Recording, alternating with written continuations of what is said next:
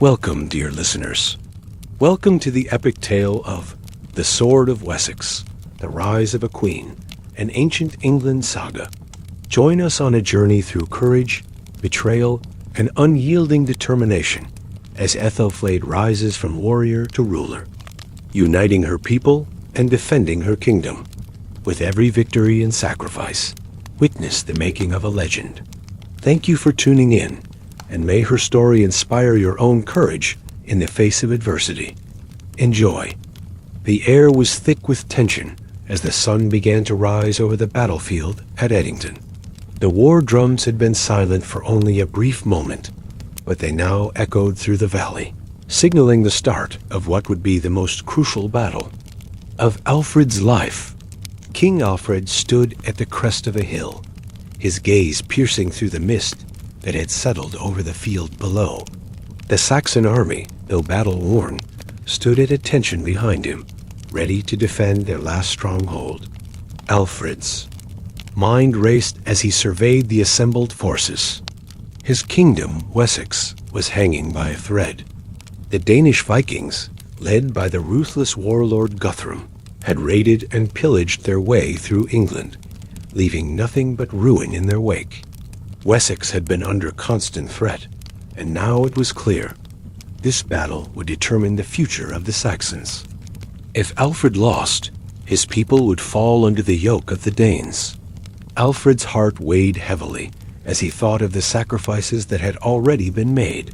The battlefield was not just a place of warfare, it was a place where lives had been given, families torn apart, and futures forever changed. The king knew that the outcome of this day would either seal the fate of the Saxons or ignite a fire of resistance that would blaze through England, uniting the kingdoms against the Danes. He turned his gaze toward his trusted knight, Edric, who had been at his side since the early days of the war. Edric, a man of few words but unwavering loyalty, nodded, his eyes grim. The Saxon forces had been preparing for this battle for months, but the Danes had the numbers, and Guthrum was known for his fierce leadership. Alfred's army was not only outnumbered, but also exhausted from years of near-constant warfare. Yet, despite all odds, Alfred remained resolute. The night before the battle had been a restless one for King Alfred. Alone in his tent, surrounded by maps and battle plans, he had tried to find peace in a strategy he had carefully crafted. He had studied the movements of the Danes, their tactics, their weaknesses. The Saxons might be fewer in number, but they had something the Danes lacked: unity. If they could hold their ground, Alfred knew they might just have a chance. But doubts lingered in his mind. The Danes were fierce warriors, their raids swift and brutal. Guthrum had shown no mercy in the past, and there was no reason to believe he would spare Wessex now. Alfred had fought for years, always hoping for peace, but it seemed that peace was a distant dream. The battle would be the culmination of all his efforts, a final test of his strength, his resolve, and his ability to lead his people to victory. The sounds of the camp grew louder as the day began. Soldiers sharpened their weapons. Armor clanged, and the smell of the morning fires filled the air. Alfred knew that this was not just another battle. It was the battle that would define his legacy. He had no choice but to stand firm and lead his men with all the courage and wisdom he could muster. As the sun broke through the fog, Alfred rode out to the front lines, his armor gleaming in the early light. The Saxon warriors cheered at the sight of their king, their spirits lifted by his presence. But Alfred's heart remained heavy. He knew that courage alone would not win this fight. Strategy, cunning, and above all, the will to protect their homes would determine the Saxon success. The battle began with a deafening roar as the Danes charged forward, their shields raised. High, their battle cries echoing through the air. Guthrum led his forces with the confidence of a man who had already tasted victory many times. The Viking warlord's reputation as a fearsome leader was well earned, and Alfred knew that this would be no easy fight. At first, the Saxons held, Their ground, their shields interlocking like a wall of iron. The warriors fought with desperation, knowing that this was their last chance to protect their homes. Alfred's voice rang out across the battlefield, calling his men to hold firm. His orders were clear: hold the line, resist the Danes, and buy time for reinforcements to arrive. But the Danes were relentless. They pressed forward, pushing the Saxons back inch by inch. The ground beneath their feet became slick with blood as the battle raged on. Alfred's men fought bravely, but the weight of exhaustion and fear was beginning to show. Guthrum, sensing victory within his grasp, ordered his forces to press harder, and the Saxons were forced to give ground. As the Danes pushed further into Saxon territory, Alfred realized that his forces could not hold out much longer.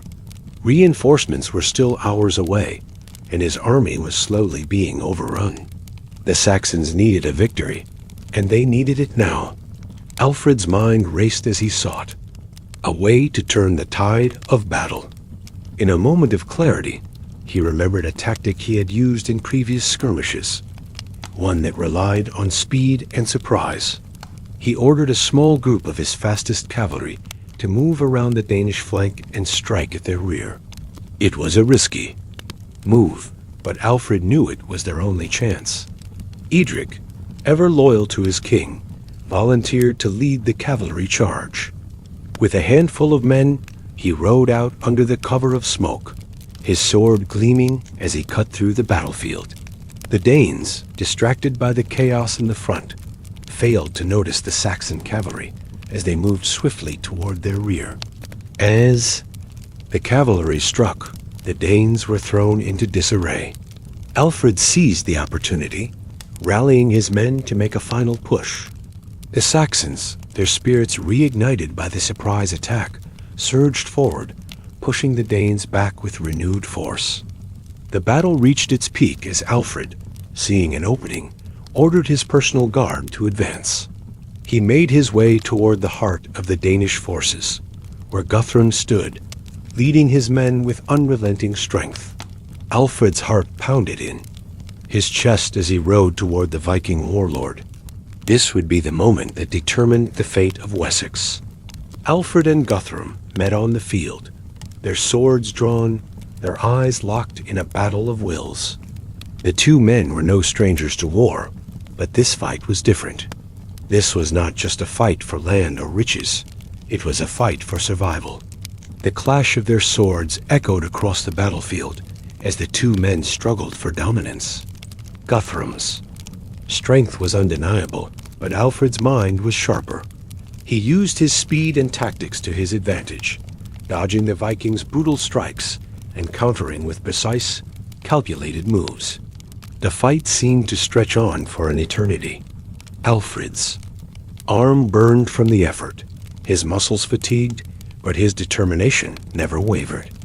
He knew that if he fell, Wessex would fall with him. In a final decisive moment, Alfred found an opening. He struck swiftly, his sword finding its mark. Guthrum stumbled back, his shield falling from his grasp, his face twisted in pain. With the Danish leader wounded, the Danes faltered. Alfred raised his sword high, calling for his men to push forward. The Saxons, emboldened by their king's victory, surged forward, overwhelming the Danes and forcing them to retreat. As the battle ended and the smoke cleared, Alfred surveyed the carnage. The battlefield was littered with the bodies of both Saxon and Danish soldiers, the air heavy with the stench of blood and sweat. The Danes had been driven from Wessex, but the victory had come at a great cost. Alfred's forces had won the day, but their victory was not without sacrifice.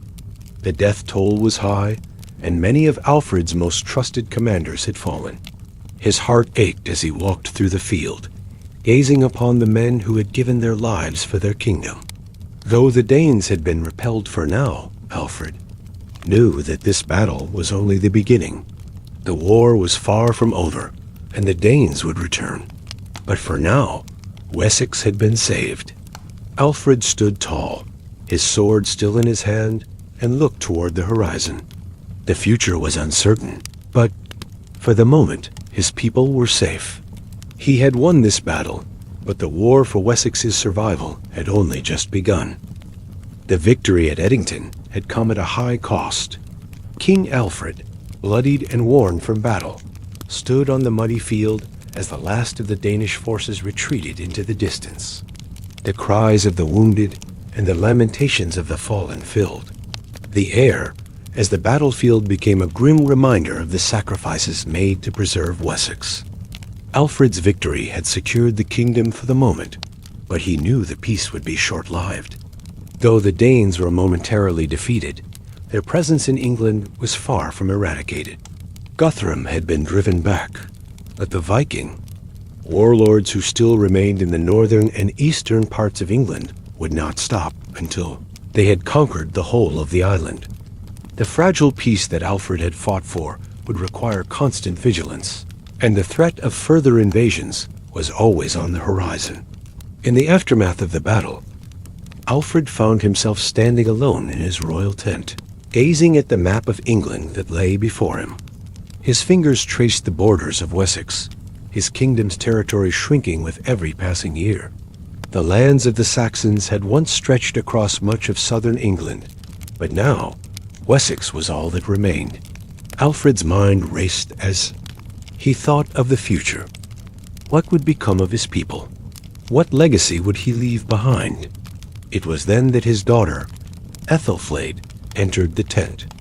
She had been with him in the thick of the battle, her presence a constant reassurance amidst the chaos. Despite the fact that she was a woman, Aethelflaed had proven herself time and again as a capable leader and warrior. She had grown up in the shadow of her father's reign, learning the intricacies of governance and warfare. And now, as the kingdom teetered on the edge of survival, Aethelflaed was more than ready to step into a role of power.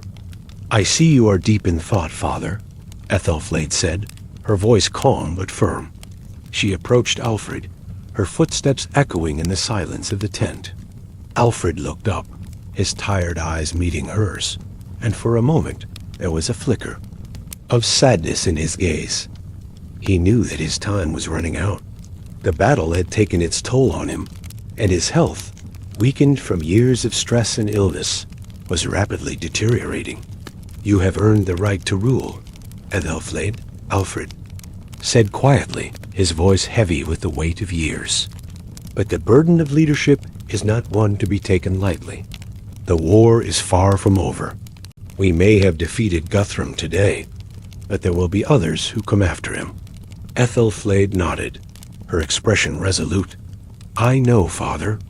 The Danes will not stop until they have taken everything we hold dear. But we will fight. I will fight. For Wessex, for our people, and for our future." Alfred looked at his daughter, a mixture of pride and concern filling his heart. He had always known that Aethelflaed would one day rule. Her intelligence, her courage, and her unwavering dedication to the Saxon cause had marked her as a natural leader. But as a father, he feared the toll that leadership would take on her. The weight of the crown, the constant danger, and the unrelenting responsibility could break even the strongest of men. How could he bear to let his daughter face this burden? But deep down, Alfred knew that Aethelflaed was ready. She was more than capable of leading Wessex into a new age. And so, with great reluctance, he made the decision that would change the course of the kingdom's future. "Aethelflaed," he began, his voice steady but tinged with emotion, "you have always been my strongest ally. Your wisdom, your strength, and your unwavering resolve are what this kingdom needs in these dark times. I am entrusting you with the future of Wessex. It is time for you to lead." Aethelflaed took a deep breath as she absorbed her father's words. The weight of his trust and the responsibility of the throne pressed down on her, but she did not falter. Her time had come. The kingdom of Wessex, though scarred from years of conflict, still had a chance. But the challenges she faced were monumental. The Saxons were fractured, divided between those who sought peace with the Danes and those who demanded total war. The nobles, while loyal to Alfred, were wary of change, and many doubted that a woman could lead them to victory. Aethelflaed knew that she would have to prove herself not just as a warrior, but as a ruler who could unite her people under one cause.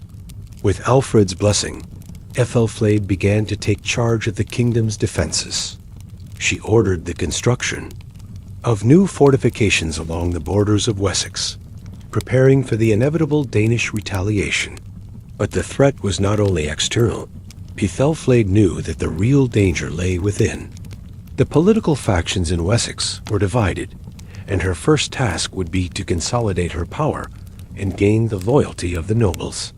The opportunity for Aethelflaed to demonstrate her leadership came sooner than expected. A small band of Danish raiders seeking to capitalize on the disarray in Wessex landed on the southern shores. The Saxons were caught off guard, and the raiders began to pillage the villages near the coast. Aethelflaed, though still new to her role as ruler, immediately gathered her forces and prepared to strike back. The Saxon nobles, though hesitant, followed her lead. Aethelflaed's army was small, but she knew that her advantage lay in the element of surprise. She had studied the movements of the Danes, and she knew that if she struck quickly, she could catch them before they had a chance to flee. In the dead of night, Aethelflaed led a force of her most trusted warriors to the coast. The raiders, unaware of the impending attack, continued their plundering. The Saxons descended upon them like a storm, overwhelming the Danish forces in a matter of hours. The raiders, caught off guard and disorganized, were forced to retreat. The victory was swift, but it was also crucial. Aethelflaed's leadership had been tested, and she had succeeded. Her warriors were filled with a renewed sense of hope, and the nobles, though still skeptical, began to take notice. Aethelflaed had proven that she was not just the daughter of Alfred, she was a ruler in her own right. In the weeks that followed, Aethelflaed worked tirelessly to strengthen her position. She met with the nobles, securing alliances and ensuring that her rule was respected.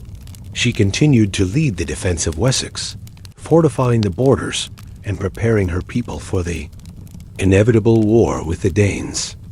But even as she worked to secure her kingdom, Aethelflaed knew that the road ahead would not be easy. The Danes were not the only threat to her rule. There were whispers among the court, doubts about her ability to lead, and factions that sought to undermine her authority. Yet Aethelflaed remained resolute. She would fight for her kingdom, for her father's legacy, and for the future of her people. The rising star of Aethelflaed would soon be tested in ways she could not yet imagine. As the political landscape of Wessex shifted and the threat from the Danes grew ever more imminent, the Saxon queen would have to face not just the dangers of war, but the deep divisions within her own kingdom. But for now, the future of Wessex seemed a little brighter. Aethelflaed, with her strength and wisdom, had begun the difficult task of uniting her people. The battle for Wessex was far from over, but with Aethelflaed at its helm, the Saxons had a fighting chance. The victory over the small band of Danish raiders had not gone unnoticed. Aethelflaed's swift action in defending Wessex had earned her respect, but it also brought new challenges. Word of her leadership spread quickly, both in Wessex and beyond, and with it came the undeniable truth. The Danes were not done with England. Their strength was not waning. It was only growing, and Aethelflaed knew that she had only bought her people a brief respite. The Danes were regrouping, and there were rumors of a new Viking warlord, Sigurd the Red, who was uniting the fractured Danish factions across England. Sigurd had a reputation for ruthlessness, unlike Guthrum, who had been more measured in his conquests. Sigurd was a man who believed in absolute dominion. His rise to power had sparked a wave of fear in the Saxon courts. Alfred's health continued to deteriorate, leaving Aethelflaed to shoulder more of the kingdom's burdens. She had assumed leadership after her father's blessing, but now, with the growing threat from Sigurd, her leadership would be tested in ways she had never anticipated. If the Danes could be united under one leader, the Saxons would be overwhelmed. The news of Sigurd's movements reached Wessex in the form of a dispatch from the neighboring kingdom of Mercia. The letter, written in haste, spoke of Viking raids in the north and whispers of Sigurd's growing power.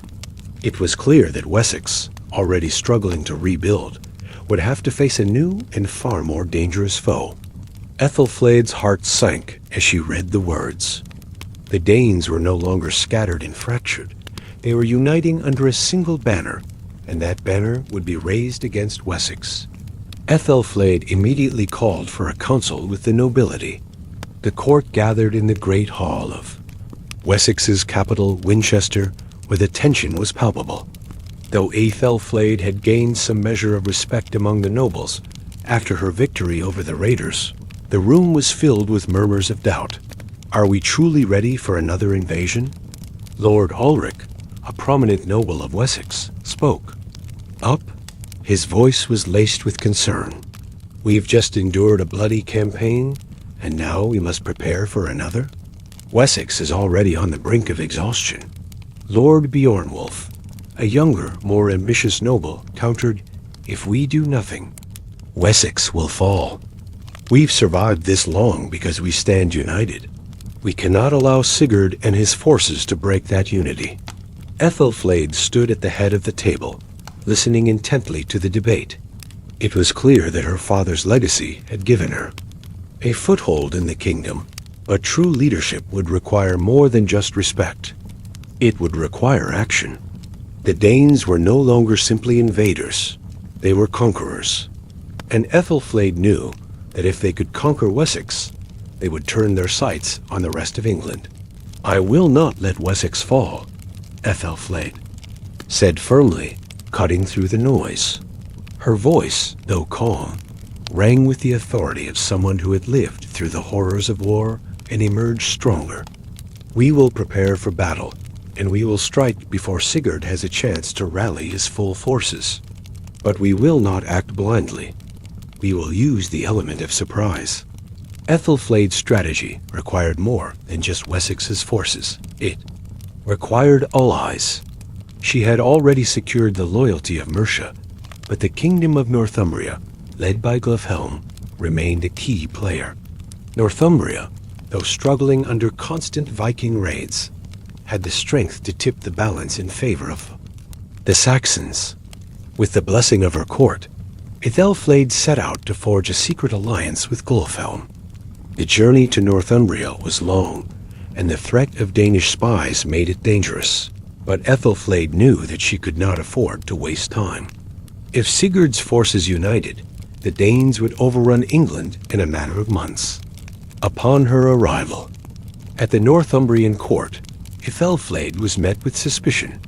Glofhelm, though an ally of her father, was known to be cautious and skeptical of the Saxons. However, after several days of talks, Aethelflaed's resolve convinced Glofhelm that a united front against the Danes was their only hope. They would pool their resources and launch a coordinated strike against Sigurd's forces. The alliance was formed in secrecy, with both Aethelflaed and Glofhelm agreeing that they would strike first, catching Sigurd's forces off guard before they could fully consolidate their power. The attack would be swift and deadly, aimed at the heart of Sigurd's northern strongholds. Aethelflaed's army, reinforced by Northumbrian forces, marched toward the northern border of Wessex, where the Danes had been raiding for months.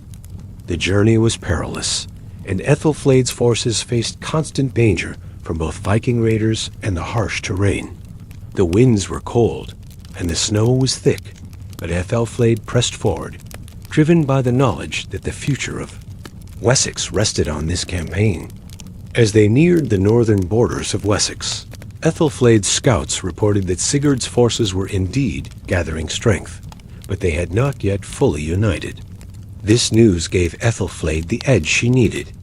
The Saxon forces, under her command, launched a surprise attack on the Danes' outlying camps, forcing Sigurd's men into retreat. The battle was fierce, but the element of surprise gave the Saxons a distinct advantage. Sigurd, caught off guard, was forced to regroup his forces. However, the victory was not without cost. Many of Aethelflaed's men had fallen in the attack. The battle, though successful, was just the beginning. Sigurd was not easily defeated, and he would soon return with a full army. The Saxons had won. A minor victory, but Aethelflaed knew that this war would not be won through small victories alone. It would require everything she had: strategy, strength, and unwavering resolve. With Sigurd retreating into the forests of northern England, Aethelflaed took a brief moment to rest. But the victory was bittersweet. The Saxons had inflicted damage, but the cost had been high. There were rumors that the Danes were rallying, not just in the north, but throughout the kingdom. As Aethelflaed stood on the hill, overlooking the battlefield, she felt the weight of leadership more heavily than ever. She had proven herself capable of leading in battle, but the real test lay ahead. The Danes would not give up their conquest so easily, and neither would she.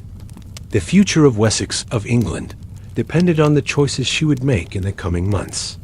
But one thing was certain: Aethelflaed was no longer just Alfred's daughter. She was the Queen of Wessex, and she would fight to her last breath to ensure the survival of her kingdom. Aethelflaed had been preparing for war: strategy meetings, troop deployments, fortification of the borders. But one evening, as the first stars appeared above the horizon, a strange occurrence distracted her from the grind of battle. A vision, as vivid as it was cryptic, had come to her during her rest. It was not an ordinary dream, but one that seemed to carry the weight of centuries. The dream took her deep into the heart of the old forest, a place that was as ancient as England itself. She had heard the old stories since she was a child, tales of an enchanted forest that stretched across the borders of Wessex, a place of power, mystery, and the forgotten secrets of their ancestors. The Saxons had long avoided the forest, its dark and dense trees a source of both awe and fear. It was said that those who ventured too far into the forest never returned.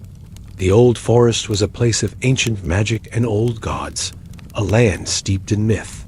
But Aethelflaed's vision had been different. In her dream, she had walked through the towering trees, feeling the heavy presence of something ancient. A voice, not human but more primal, had whispered her name. The voice urged her to seek out the heart of the forest, where a secret awaited. But what secret? And what was the voice that called to her? Aethelflaed woke with a start, her heart pounding, but the dream lingered, its cryptic message tugging at her thoughts. It was not the first time she had experienced such visions, but this one felt urgent. She could not ignore it, not when so much was at stake.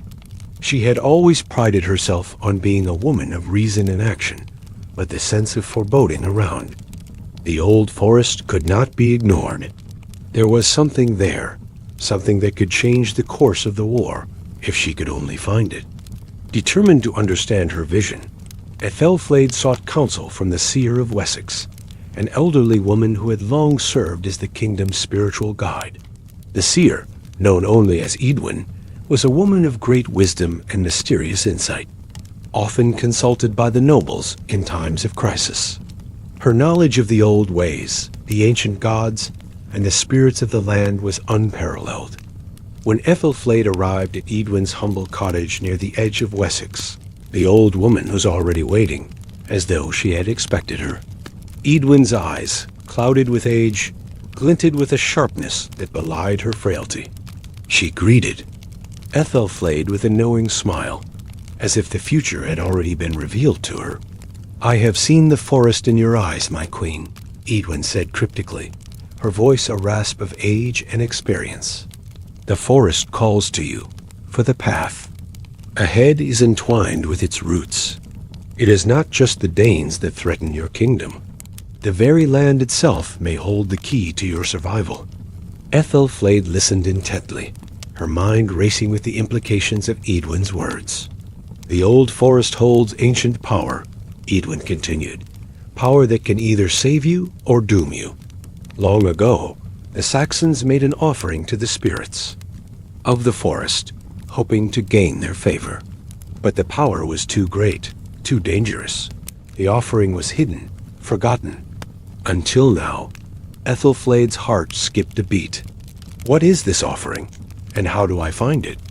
Edwin closed her eyes as if searching through the mists of time. "The offering lies deep within the heart of the forest. It is guarded by the spirits of the old gods, guardians who have not forgotten the Saxons' past. To reach it, you must walk the path of the forgotten. But be warned, the forest is not what it seems. It is alive with magic, and not all who enter will return." Despite the warnings, Aethelflaed knew she had no choice. The Danes were a formidable enemy, but the idea that there might be an ancient force, hidden deep within the forest, capable of shifting the balance of power, was too enticing to ignore. If the forest held the key to victory, be it magic, an artifact, or forgotten knowledge, she had to find it. Aethelflaed, along with a small contingent of warriors, set out at dawn the following day.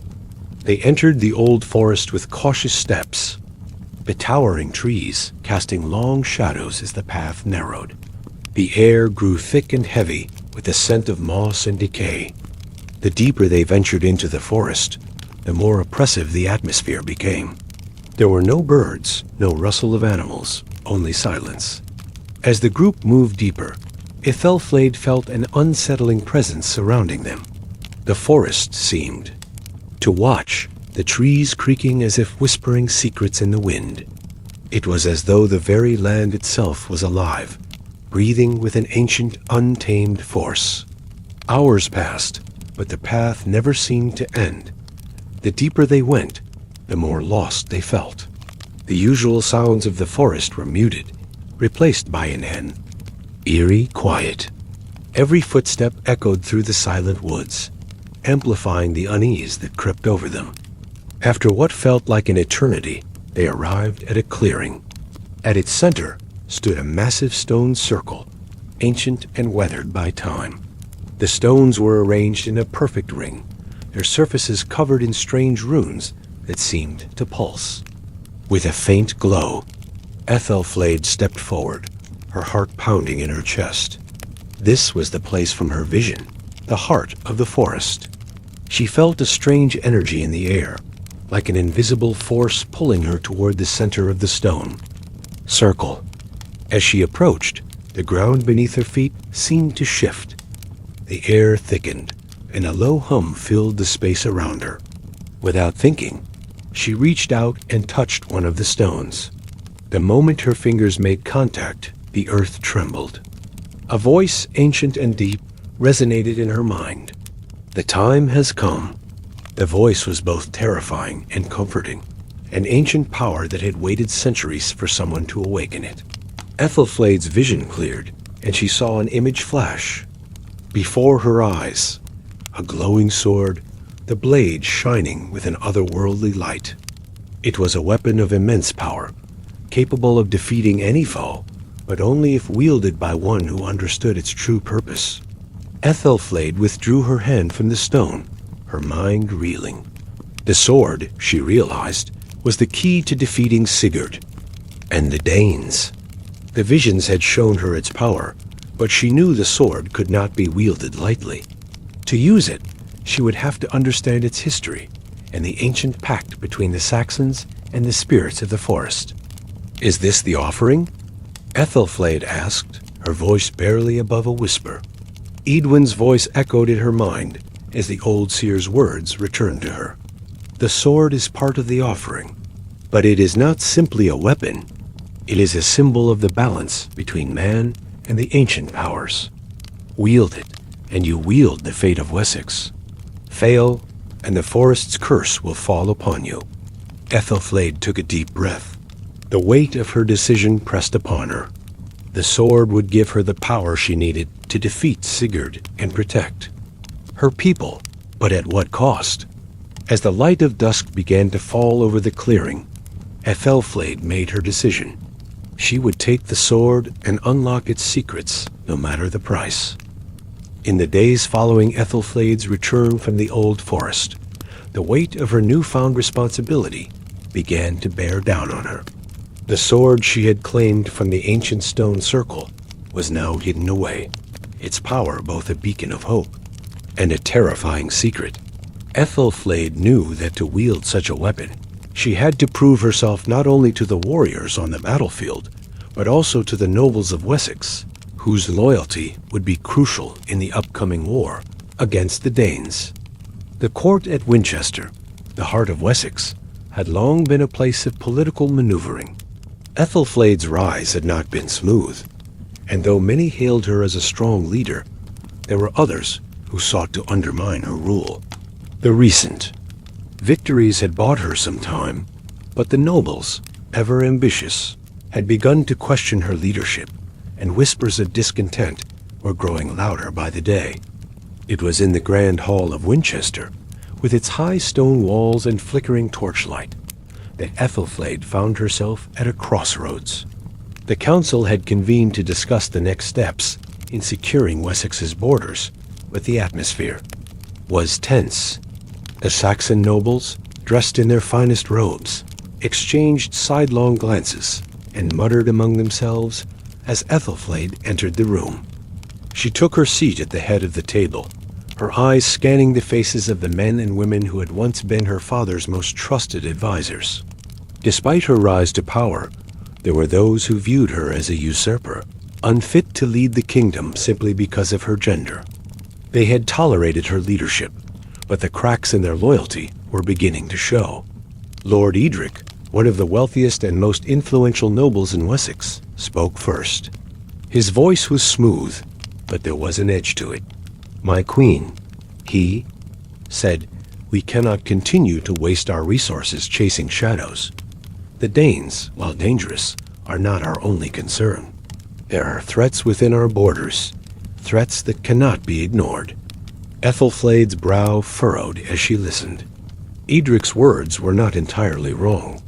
There were factions within Wessex that harbored resentment against her leadership, and the noble houses were divided. But Aethelflaed knew that the Danes posed the greatest threat to the kingdom's survival. She could not afford to ignore that reality. "We must prepare for war," Aethelflaed replied, her voice firm and commanding. "The Danes are regrouping. We cannot afford to be distracted by internal strife. If we do not act now, we risk losing everything." The nobles exchanged uneasy glances, but it was Lord Beornwulf, a younger and more ambitious noble, who spoke next. "I agree with my queen," he said, his tone more respectful than Edric's. "But I also believe that we must consider the politics of our court. We cannot unify Wessex while our own people are divided. The factions in the north grow restless, and they will soon challenge our authority. The sword may protect us on the battlefield, but it will not win us the loyalty of our people." Aethelflaed understood Beornwulf's words. Her leadership would not just be defined by military victories.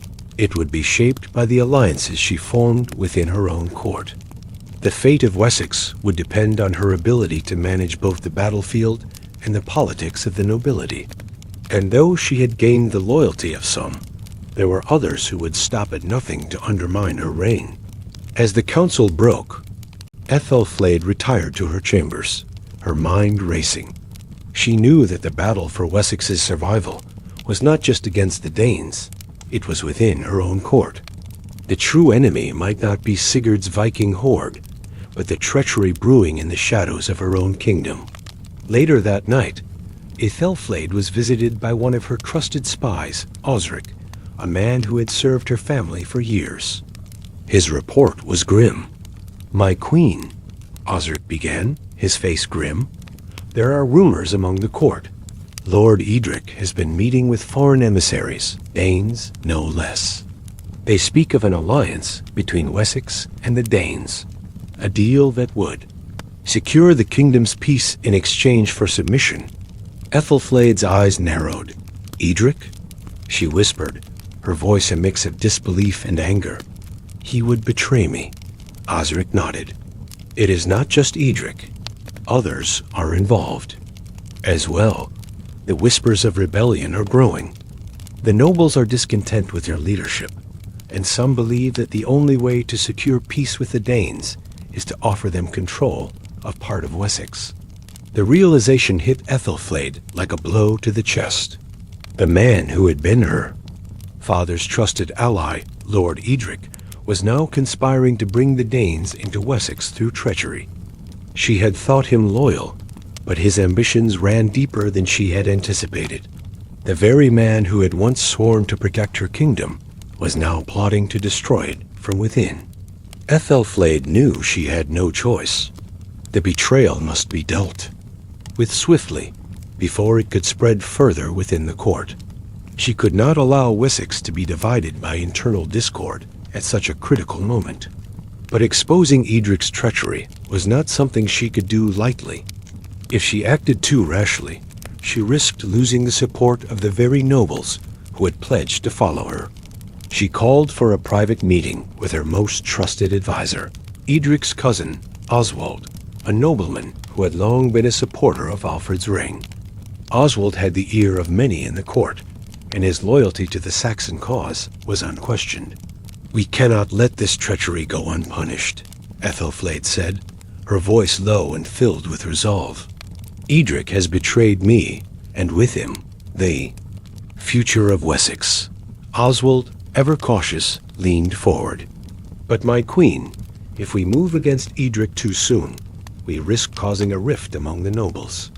He is powerful, his wealth, his land, his influence. He has many supporters. You must act carefully." Aethelflaed nodded. She understood the danger of such a move.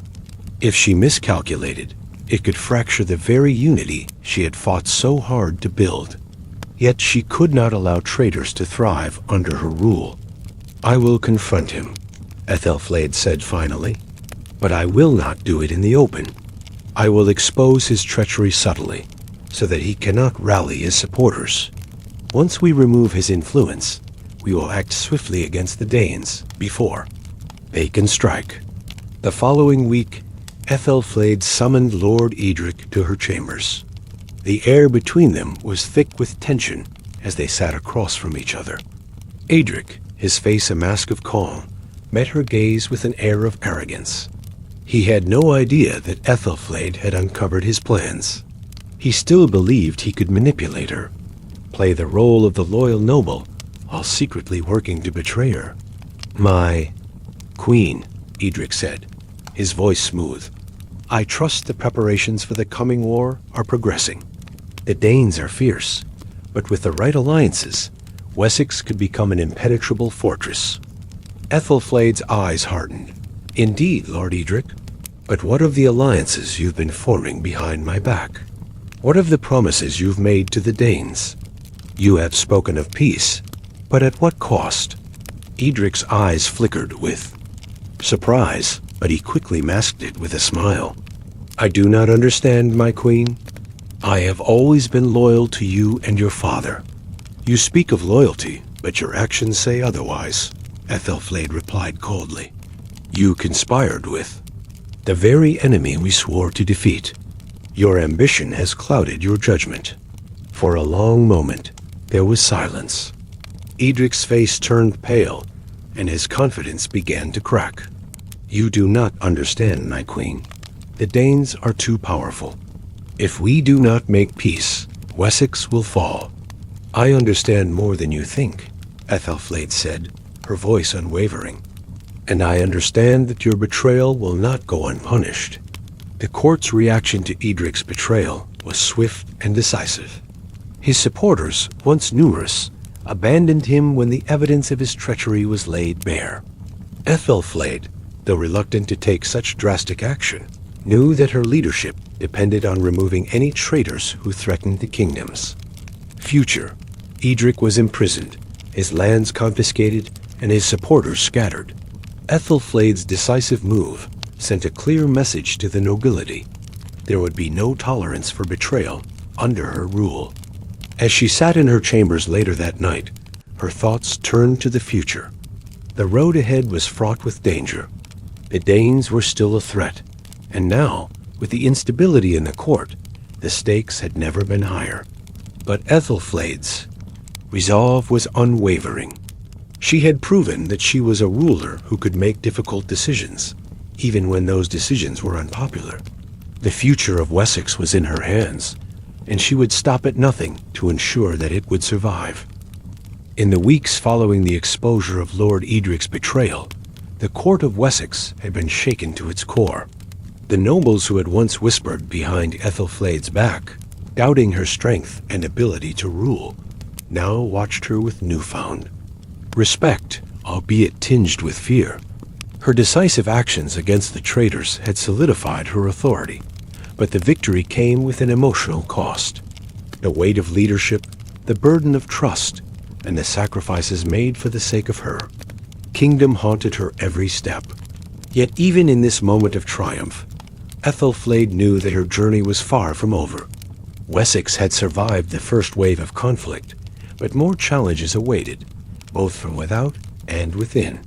In the quiet of her chambers, Aethelflaed found herself grappling with a new reality. She had not only inherited her father's throne, but also his many enemies. Edric's betrayal, though swiftly handled, had left an unsettling question in its wake, one that Aethelflaed could not ignore. How could she trust the people around her?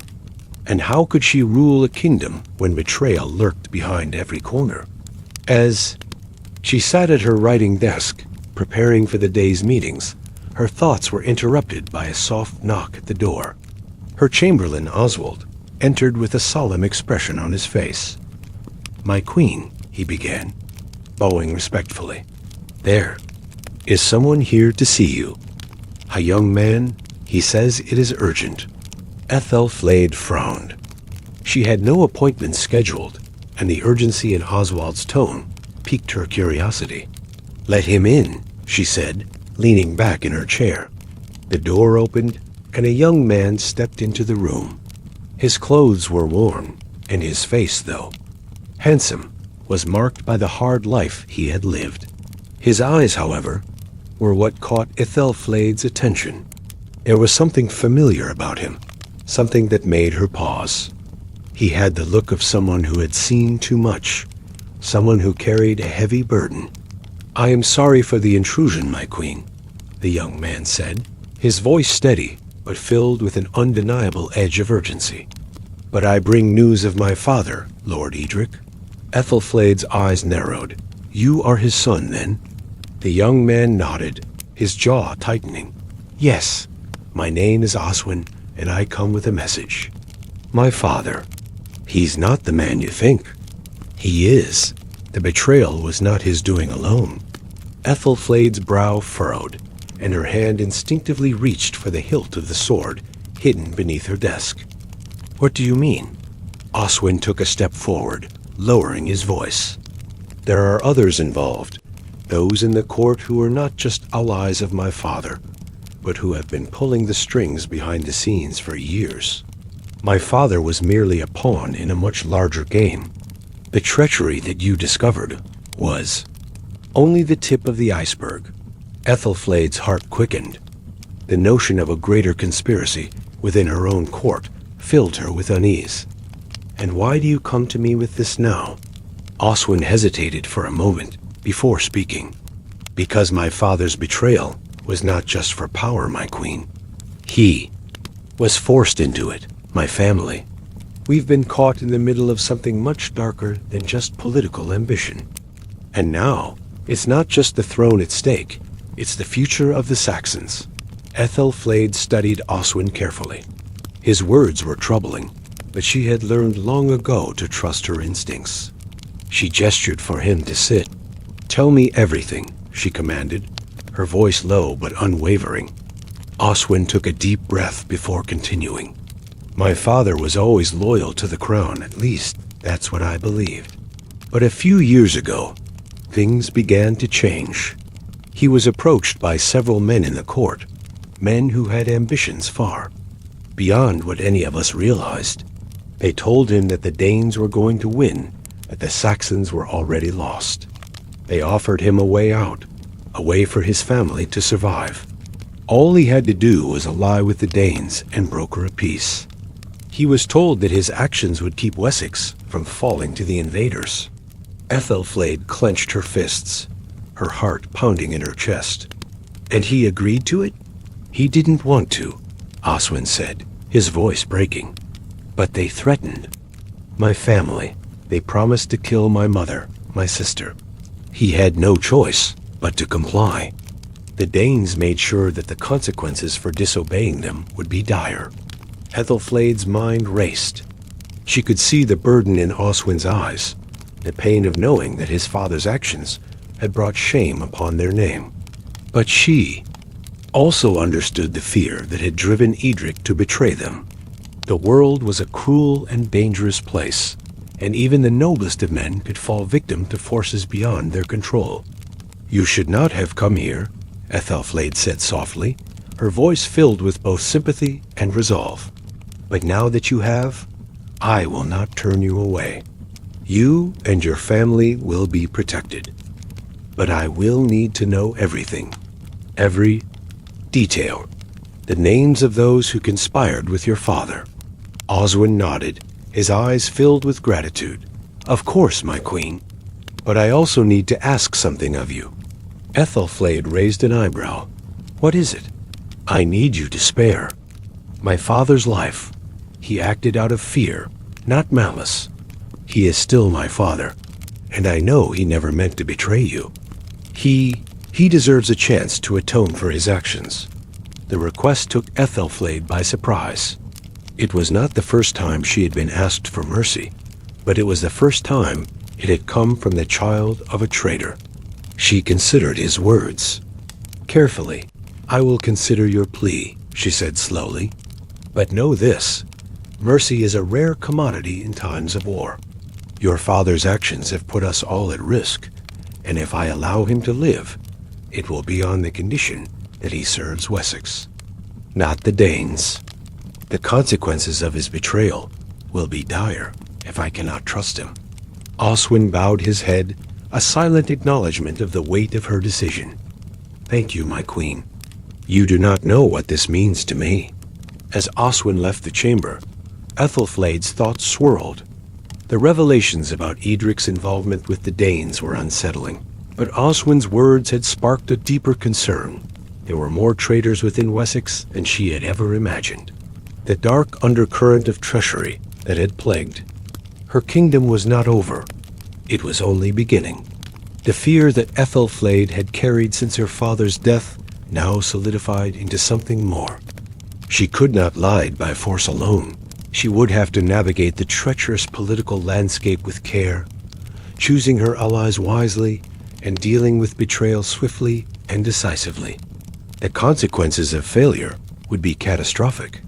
As she gazed out of the window at the darkening skies, Aethelflaed felt the weight of her crown settle more firmly on her brow. She was not just fighting for the survival of her kingdom. She was fighting to protect the soul of Wessex itself. But the enemy was not just the Danes. The enemy had already infiltrated her court. Weeks after Aethelflaed's decision to confront Edric's betrayal, the winds of war began to change.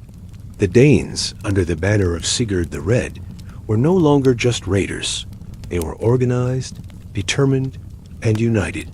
The peace that Wessex had fought so hard to preserve was now at an end.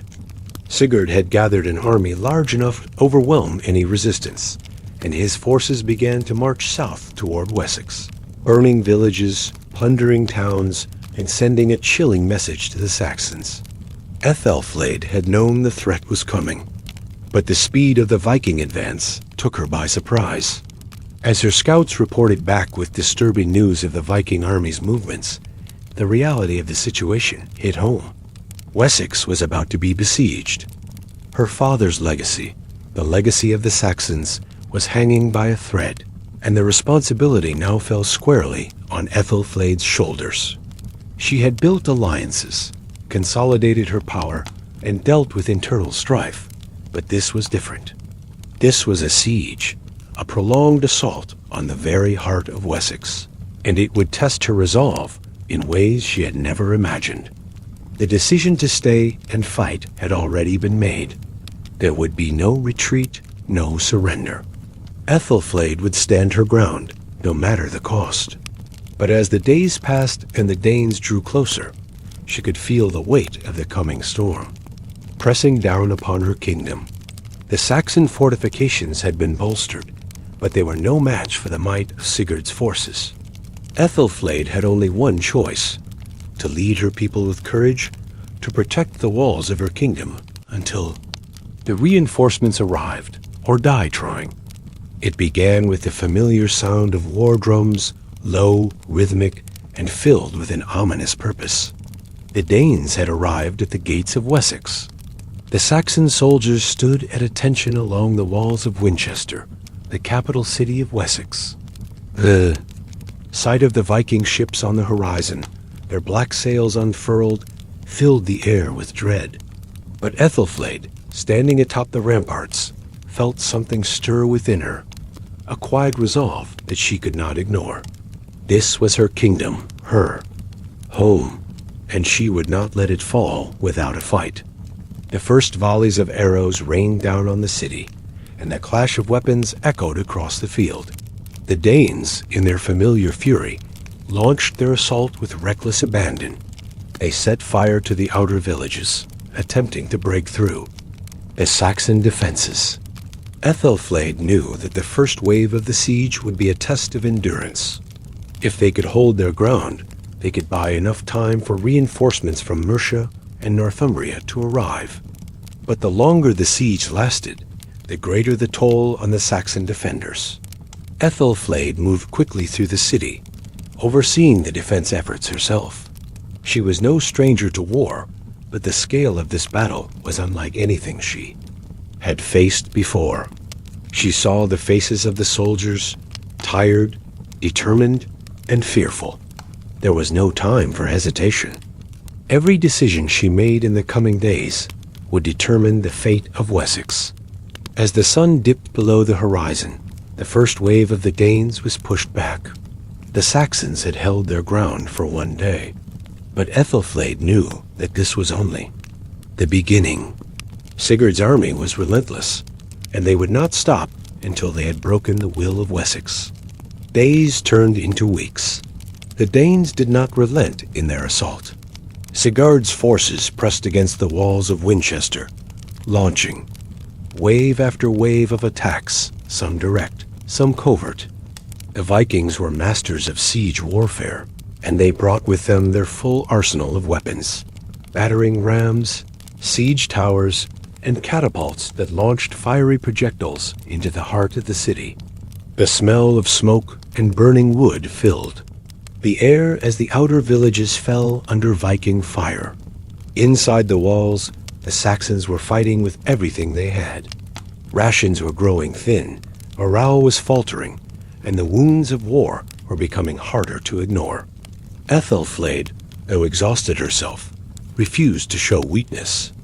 She moved among the soldiers, offering words of encouragement, organizing the defense, and making the difficult decisions that kept her kingdom standing. But as the days stretched on, Aethelflaed could feel the strain of the siege starting to show. The reinforcements she had counted on from Mercia had not arrived, delayed by unforeseen circumstances. Her scouts reported that the Danes were building new siege machines and preparing for a final assault on the gates. The time for waiting was over. Aethelflaed knew that she had to take action, or her kingdom would fall. It was during one of her late-night strategy meetings that Aethelflaed received a visitor, a man cloaked in shadow, a messenger from the outskirts of the city. His face was hidden, but his words were clear. "My queen," the messenger said, bowing low, "there is a traitor within your walls. One of your own."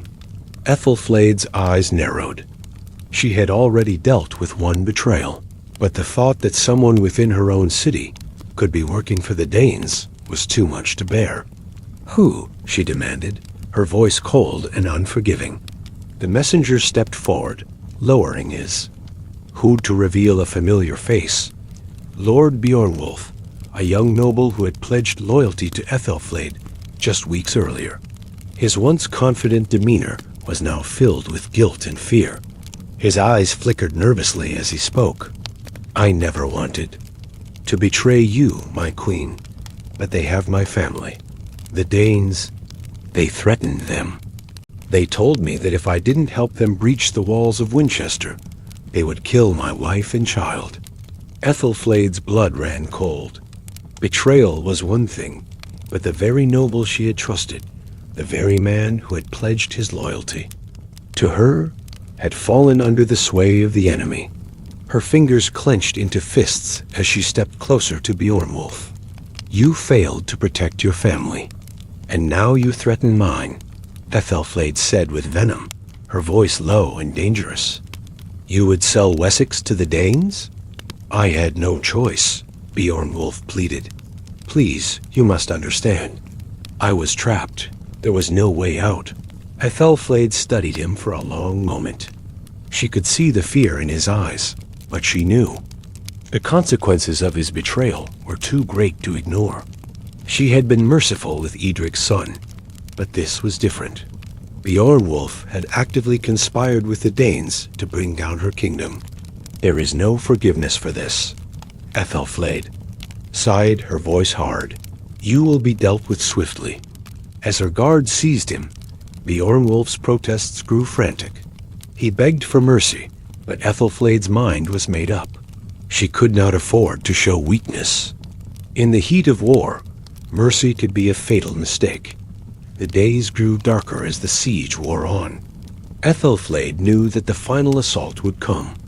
Soon, the Danes had broken through some of the outer walls, and Sigurd had gathered his forces for a full-scale attack on the city gates. Aethelflaed gathered her commanders for one final strategy meeting. The walls of Winchester were all but breached, and the Saxons could no longer hold the city indefinitely. Their only hope was to make a final stand, to give everything they had and hold the gates for as long as possible. "The reinforcements will arrive," Aethelflaed said, though her voice was filled with uncertainty. "We just have to hold out until then." Her commanders nodded, but their eyes were filled with doubt. The siege had taken its toll, and the Danes were relentless. But Aethelflaed's resolve was unshaken. She had to believe that the reinforcements would come, that Wessex could survive. As the city braced for the final battle, the Saxons prepared to defend their kingdom with everything they had.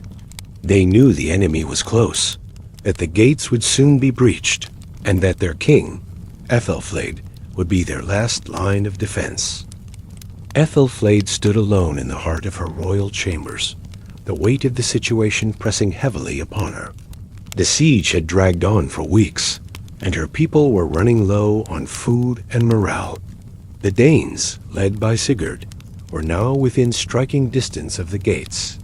The outer walls of Wessex's capital had been breached, and the battle to hold Winchester had become a desperate struggle. Time was running out. Yet, there was still something Aethelflaed had not yet revealed to her court, something that could change everything. The sword, which she had retrieved from the ancient stone circle in the old forest, lay hidden beneath her cloak. Its blade was unlike any sword she had seen before, etched with runes that pulsed with a faint, ethereal light, as though the weapon itself was alive. It was a sword of legend, one that had been forged long before the Saxons had ever set foot in England, a weapon tied to the land's ancient spirits. The visions she had experienced in the forest had been clear. This sword held unimaginable power, a force that could turn the tide of war. But its power was not without cost. As Aethelflaed's fingers gently brushed the sword's hilt, she felt the cold metal hum with an energy that seemed to resonate deep within her. It was as if the blade were calling to her, whispering secrets she was not yet ready to understand. "The time has come," she muttered to herself, her voice barely a whisper. The question was no longer whether she should wield the sword, it was whether she could handle its power. The sword was a gift from the ancient gods, But to wield it would mean embracing not just the legacy of her ancestors, but the weight of their mistakes. The days had become a blur. Aethelflaed had spent every waking moment leading her troops, directing the defense of Winchester, and managing the growing political unrest within her own court. She had heard whispers of betrayal and dissent, and the nobles who had once supported her now looked at her with a mixture of fear and suspicion. But this sword, this strange, powerful weapon, was the one thing that could shift the balance of the war in her favor. It was an ancient power, and her ancestors had known how to wield it. But could she? Aethelflaed had always prided herself on her intellect, her ability to lead with strategy rather than sheer force. But this sword was different. It was not something she could control through intellect alone. It required something more, something she wasn't sure she possessed. And so, she spent the long hours of the night in quiet contemplation, sitting alone with the sword as the sounds of the siege raged outside. The wind howled against the walls of the city, the sounds of battle drawing ever closer. The Danes were preparing for their final assault. Aethelflaed reached for the sword again, her fingers trembling as she grasped the hilt. She felt the power surge through her, a force that seemed to draw from the very land beneath her feet. It was then that she heard it, the whisper. "You are the chosen one," the voice seemed to say, though no one was there. "You are the last hope. Wield the sword, and the land will be yours to command. But the cost is great." Aethelflaed's heart pounded in her chest. She could hear the sword's voice clearly now, the ancient power calling out to her. The temptation was undeniable. She had already proven herself as a leader in battle, but this power, this weapon, would make her unstoppable. But at what cost? The next day, as the sound of war drums echoed outside the city, Aethelflaed knew that the decision could not wait any longer. The Danes were at the gates. Her people were on the brink of collapse, and her warriors, though brave, were exhausted. The sword, with its promise of untold power, could give her the edge she so desperately needed. But the weight of that decision weighed heavily on her conscience. If she took up the sword, would she become something she could no longer control? Would she lose herself in the power that it offered? As she walked to the city's gates, where her warriors stood ready, Aethelflaed knew that there was no turning back. The sword was a symbol of the Saxons' past, their ancient heritage, and it was now her burden to bear. She would wield it for the sake of her people, for the survival of Wessex. She took one final look at her soldiers before she made her way to the front lines. The city's gates were open, and the Danes were closing in. The moment had come. With a final breath, Aethelflaed drew the sword from its sheath. The moment her fingers wrapped around the hilt, a surge of power coursed through her. The whispering grew louder, its voice now a chorus of ancient voices urging her forward. The Danes approached, their army massive and intimidating, their war cries echoing across the field. Sigurd the Red stood at the head of his forces, a look of determination on his face. He had already won several battles across the kingdom, and now Winchester, the heart of Wessex, was within his grasp. But he did not expect what happened next. Aethelflaed stood at the gates of her city, the sword glowing with an otherworldly light. She raised it high, and a wave of energy rippled out from her. The ground beneath her feet trembled, and the very air seemed to crackle with power. The Danes halted, confusion spreading across their ranks. Aethelflaed stepped forward, the sword in her hand, a beacon of light in the encroaching darkness. Sigurd watched in disbelief as the young queen, her face set with resolve, led her warriors into battle. The sword hummed in her grip, and with every swing, it cut through the Danes' ranks with unnatural speed and precision. The battle was fierce, but Aethelflaed's forces fought with newfound strength. Her sword was not just a weapon. It was a symbol of the Saxons' defiance, a reminder that their spirit could not be crushed, no matter how many times they had been beaten. The power of the sword seemed to fuel their courage, and for the first time in weeks, the Saxons began to push the Danes back. Sigurd, though a seasoned warrior, had never faced anything like this.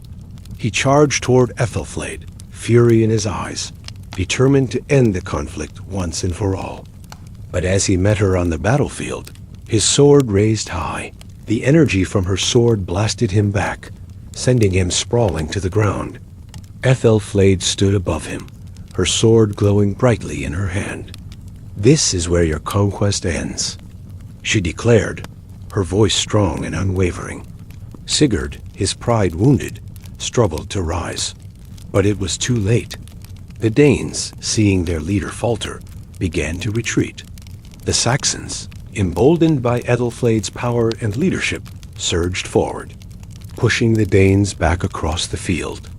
As the last of the Danish forces fled, Aethelflaed stood in the center of the battlefield, her sword still in hand, its power radiating through her.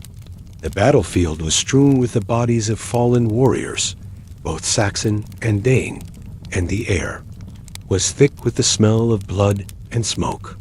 The siege of Wessex had come to an end, but while the victory was sweet, Aethelflaed knew that it came with a heavy price. The power of the sword had been instrumental in securing this victory, but at what cost? She had wielded the sword and felt its overwhelming energy, but it had also taken a toll on her, physically, emotionally, and spiritually. As the Saxon warriors celebrated their hard-won victory, Aethelflaed's thoughts turned inward. She had won the battle, but the true test of her leadership lay ahead. The sword was now hers, but its power was both a gift and a curse. She could not afford to lose herself in its whispering call. The future of Wessex depended on her, and she had to remain grounded, lest she become consumed by the very force that had saved her people. The victory over Sigurd's forces had brought temporary relief to Wessex, but Aethelflaed knew that it was only a matter of time before the Danes regrouped and launched another attack. Her kingdom was still on edge, the scars of the siege evident in the eyes of her people. The once strong spirit of Wessex had been shaken by the prolonged war, and Aethelflaed was left with the heavy burden of leadership, both a crown and a sword that weighed heavily on her heart. But even as she prepared for the next phase of the conflict, something else lingered in her mind. The sword she had claimed from the old forest. The weapon had proven its power in battle, but it had also unsettled her. Its whispers, the mysterious force it carried, had begun to take root in her mind, and she was uncertain if it was something to be embraced or feared. It was during this period of reflection that Aethelflaed decided to seek the counsel of Edwin, the seer of Wessex, whose wisdom had guided her father in his final years. Edwin was a woman of great age, but her insight was unmatched, and her connection to the ancient gods and spirits of the land was legendary. Aethelflaed hoped that the seer might offer some clarity, for she sensed that there was something more at play than mere military strategy. She found Edwin sitting in her humble abode on the edge of the kingdom, surrounded by sacred symbols and relics of the old gods. The air was thick with incense, and the flickering flames of candles cast long shadows on the walls. Edwin, though frail, greeted Aethelflaed with a knowing smile. She had long been aware of the queen's struggles, both on the battlefield and within herself. "You seek answers," Edwin said, her voice soft but filled with an eerie certainty. "But not all questions are meant to be answered easily." Aethelflaed nodded, sitting across from the seer. "I have fought and led my people through many battles, but the sword I wield, it haunts me, Edwin. It is not just a weapon. It is a force, alive, ancient, and powerful. But what is its true purpose? And is it meant for me to wield?" Edwin closed her eyes, her gnarled hands resting on the arms of her chair. "You are right to question it. The sword you have found is not just a weapon of war. It is a key, a key to something older than even the Saxons. It is tied to the land itself, to the spirits of the forest and the ancient powers that once ruled these shores. Aethelflaed's breath caught in her throat. She had sensed as much, but hearing it aloud made her doubt her resolve. "What do you mean, Edwin?" Aethelflaed asked, her voice steady but filled with the weight of her uncertainty. Edwin's eyes opened slowly, her gaze piercing through Aethelflaed as though she could see into her very soul. "The sword is not just a weapon of war. It is tied to a prophecy, one that has been whispered through the ages. It is the prophecy of the last ruler of Wessex, the one who will either unite the lands or destroy them. Your ancestors left this sword behind as a test. It is meant for one with the strength to wield it, but it is not without its dangers." Aethelflaed's mind raced as the words echoed in her thoughts. She had known that the sword was more than a simple weapon, but a prophecy? A test? She was no prophet. She was a warrior, a leader. The weight of her father's legacy was heavy enough. Now she was burdened with something far greater. "Tell me the prophecy, Edwin," Aethelflaed whispered. "Tell me what it means for me, for Wessex." Edwin took a deep breath, the ancient weight of the prophecy settling upon her like a cloak. She spoke slowly, each word deliberate, as though she were pulling them from the very fabric of time itself. "There are many versions of this prophecy, but they all lead to the same end. It is said that the one who wields the sword of the ancients will be called upon to either unite the fractured kingdoms of England or to see them fall. The sword will grant great power, but only to those who can control it. The one who takes up the blade must be prepared to sacrifice everything, for the sword will consume those who are weak of heart." Aethelflaed sat still, her breath caught in her chest. "And if I fail?" "The sword will turn against you," Edwin replied simply, her eyes distant. "It will not allow itself to be wielded by someone who does not have the strength to rule. The land will reject you, and you will become its enemy. Your kingdom will fall, and all will be lost." Aethelflaed closed her eyes, her fingers lightly brushing the hilt of the sword, hidden beneath her cloak. The weight of the decision before her seemed impossible. She had already committed so much to the survival of Wessex. She had led her people into battle, fought through treachery, and dealt with betrayal. But now, it seemed that the true test of her reign had arrived. "Tell me what I must do," Aethelflaed said, her voice firm despite the storm raging within her. "If I am to wield this power, I must understand it. I cannot risk everything without knowing what it means." Edwin nodded, her face solemn. "The sword will guide you, but you must also learn to control it. It cannot be used for selfish gain or for personal glory. It is not your weapon, Aethelflaed.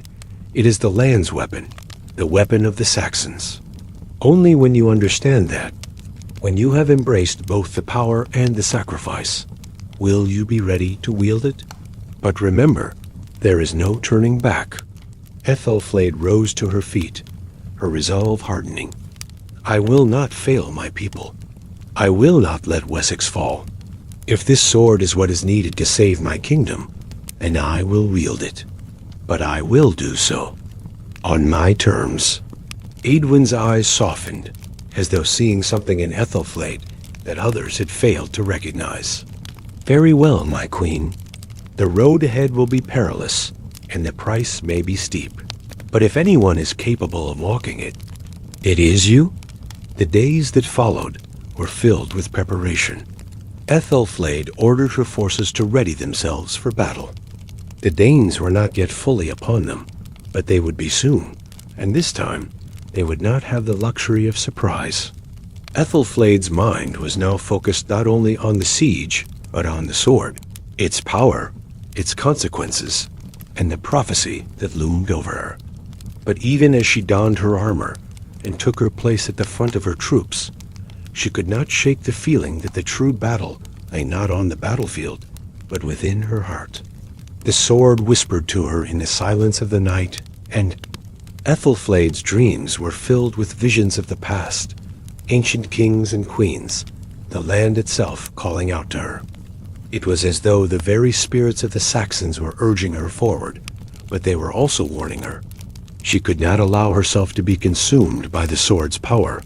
She had to control it, just as she controlled her kingdom. The temptation to use the sword for personal gain was great, but Aethelflaed knew that if she allowed herself to be driven by ambition or desire for glory, the sword would turn on her as Edwin had warned. As the Danes began their final assault on Winchester, Aethelflaed stood at the gates, her hand resting on the hilt of the sword. Her warriors lined up behind her, waiting for her command. This would be the true test of her leadership, not just her ability to lead an army, but her ability to wield the sword of the ancients, to harness its power without losing herself to it. The battle that ensued was brutal. The Danes attacked with all their might, their fury amplified by the presence of Sigurd, who was determined to finally conquer Wessex. But Aethelflaed stood strong, the sword in her hand glowing with an ethereal light as she led the charge. With each swing of the blade, the Danes faltered. The power of the sword seemed to grow with every strike, its energy coursing through Aethelflaed's veins. The land itself seemed to respond to her call, and the Saxons, inspired by her leadership, fought with renewed strength. But the cost was high. As Aethelflaed fought, she felt the weight of the sword's power pressing down on her. The more she used it, the more she could feel it pulling at her, tempting her to use its power to annihilate her enemies completely. She had to control it, to stay grounded in her mission. In the end, the Danes were driven back once more, their forces retreating in the face of Aethelflaed's overwhelming strength. But the victory was bittersweet. Aethelflaed knew that the power of the sword had helped her win, but it was a power she had yet to fully understand. The sword had saved Wessex, but at what cost? The days following the victory at Winchester were filled with tension. The Danes, though momentarily pushed back, were regrouping in the northern territories.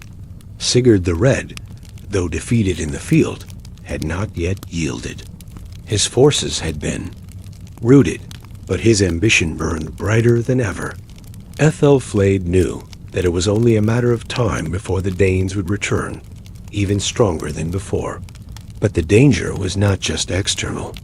As Aethelflaed sat in her war council, preparing her forces for the inevitable clash, she received troubling news.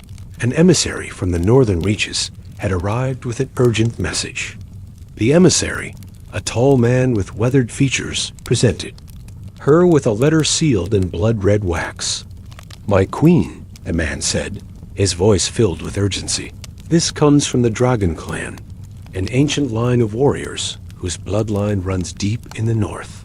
They offer an alliance with the Danes, one that could shift the balance of power in favor of the invaders." Aethelflaed's heart skipped a beat. The Dragon clan was a name spoken in hushed tones, a group of warriors known for their brutal methods and dark history. It was said that their ancestors had once ruled vast territories, but had fallen into obscurity over the years. But their reputation had never fully faded. The idea of them allying with the Danes was a terrifying prospect. "Tell me more," Aethelflaed commanded, her eyes narrowing. She had heard whispers of the Dragon clan before, but she had always considered them legends, ghosts of the past. The emissary stepped forward, his face grim. "The Dragon clan is led by Bjorn Dragonheart, a descendant of the ancient kings of the north. It is said that he possesses the blood of dragons, an ancient power that runs through his veins. The Dragon clan has sworn to ally with Sigurd in exchange for land, power, and control over Wessex.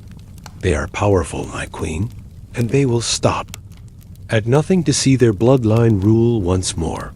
Aethelflaed's mind raced. The Danes had always been a formidable force, but the Dragon clan was something else entirely. If they joined Sigurd's ranks, their combined strength would be overwhelming. How long before they arrive? Aethelflaed asked, her voice steady but tinged with concern. The emissary bowed his head. They are already marching south. They will reach the borders of Wessex within a week. Aethelflaed's mind raced. This new alliance could change everything. The Dragon Clan's legacy was one of fierce warriors, but their methods were savage and unpredictable. The stakes had never been higher. Wessex was now facing an alliance between the Danes and the ancient bloodline of the north, a force unlike any the Saxons had faced before. As the days passed, Aethelflaed felt the weight of her decisions pressing down on her. The Dragon Clan's involvement in the conflict complicated everything. She had long believed that her sword, the weapon forged in the ancient forest, was her key to victory. But now, she wondered if even the power of the sword could withstand the might of the Dragon Clan's bloodline. It was in the dead of night, as she sat alone in her chambers, that the whispers returned. The sword, still hidden beneath her cloak, pulsed with a strange energy, and Aethelflaed felt a presence stirring within her. The voices, once distant, were now louder, clearer. "You are the chosen one," the voice of the sword seemed to say. "But you must understand the blood of the dragon. You must embrace your legacy, or all will be lost." Aethelflaed's heart pounded as she stared at the hilt of the sword. The words of the sword were unsettling, but she could not ignore them. There was something deeper at play here, something ancient and powerful, beyond the realm of mortal understanding. The sword, which had granted her so much power, now seemed to be guiding her toward something far greater. But what? Her thoughts turned to her father, King Alfred. What would he have done in this situation? He had always been a man of reason, but also a man of conviction. He had understood the cost of leadership, the sacrifices that had to be made. But Alfred had never faced an enemy like the Dragon Clan. And now, Aethelflaed had to find a way to confront them, not just as a leader, but as a woman who carried the weight of her father's legacy. As the war drums of the Danes and the Dragon Clan grew louder, Aethelflaed knew she had to act swiftly. The siege of Wessex had been brutal, but the threat of the Dragon Clan was more insidious. Their bloodline, their connection to the ancient powers, was something that could not be easily defeated. In the midst of her preparations, a figure appeared at the gates of Winchester, a woman with striking features and an air of mystery. She was dressed in the garb of an ancient warrior, her eyes sharp and penetrating. Her name was Astrid, a woman from the northern territories who had come to Aethelflaed with a message. "I am of the Dragon Clan," Astrid said, her voice calm, but filled with urgency. "I have come to warn you. Sigurd is not the only danger you face. The Dragon Clan's bloodline carries more than just power. It carries a curse. If you do not act, Wessex will fall, not just to the Danes, but to the ancient blood that runs through Sigurd's veins." Aethelflaed studied Astrid carefully. "What do you mean? What curse?" Astrid's eyes darkened. "The Dragon Clan's blood is not purely mortal. It is tied to an ancient power, one that predates even the Saxons. The blood that flows through Sigurd's veins is cursed, and with it, he wields a power that is not of this world. If you do not stop him, he will awaken something terrible, something that will destroy all of England." Aethelflaed's mind raced. She had known that Sigurd was dangerous, but this revelation added an entirely new layer of complexity to the situation. If Sigurd's bloodline was truly tied to something older, something more powerful than anything they had faced, then the battle for Wessex was far from over. "What must I do?" Aethelflaed asked, her voice steady but filled with determination. Astrid looked at her, her gaze filled with a mix of sorrow and resolve. "You must face Sigurd, not with the sword alone, but with the blood of your ancestors. The ancient power of the Saxons runs through your veins as well, Aethelflaed. You must unlock it, embrace it, or the blood of the dragon will consume us all."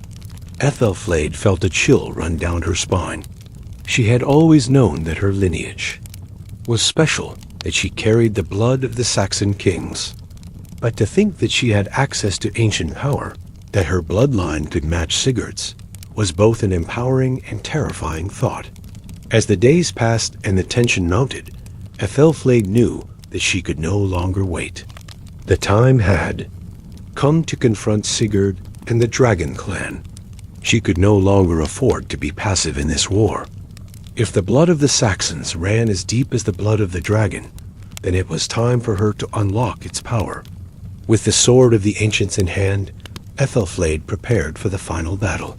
The armies of the Dragon clan and the Danes were at the gates of Winchester, ready to lay siege once again. But this time, Aethelflaed would not wait for them to strike first.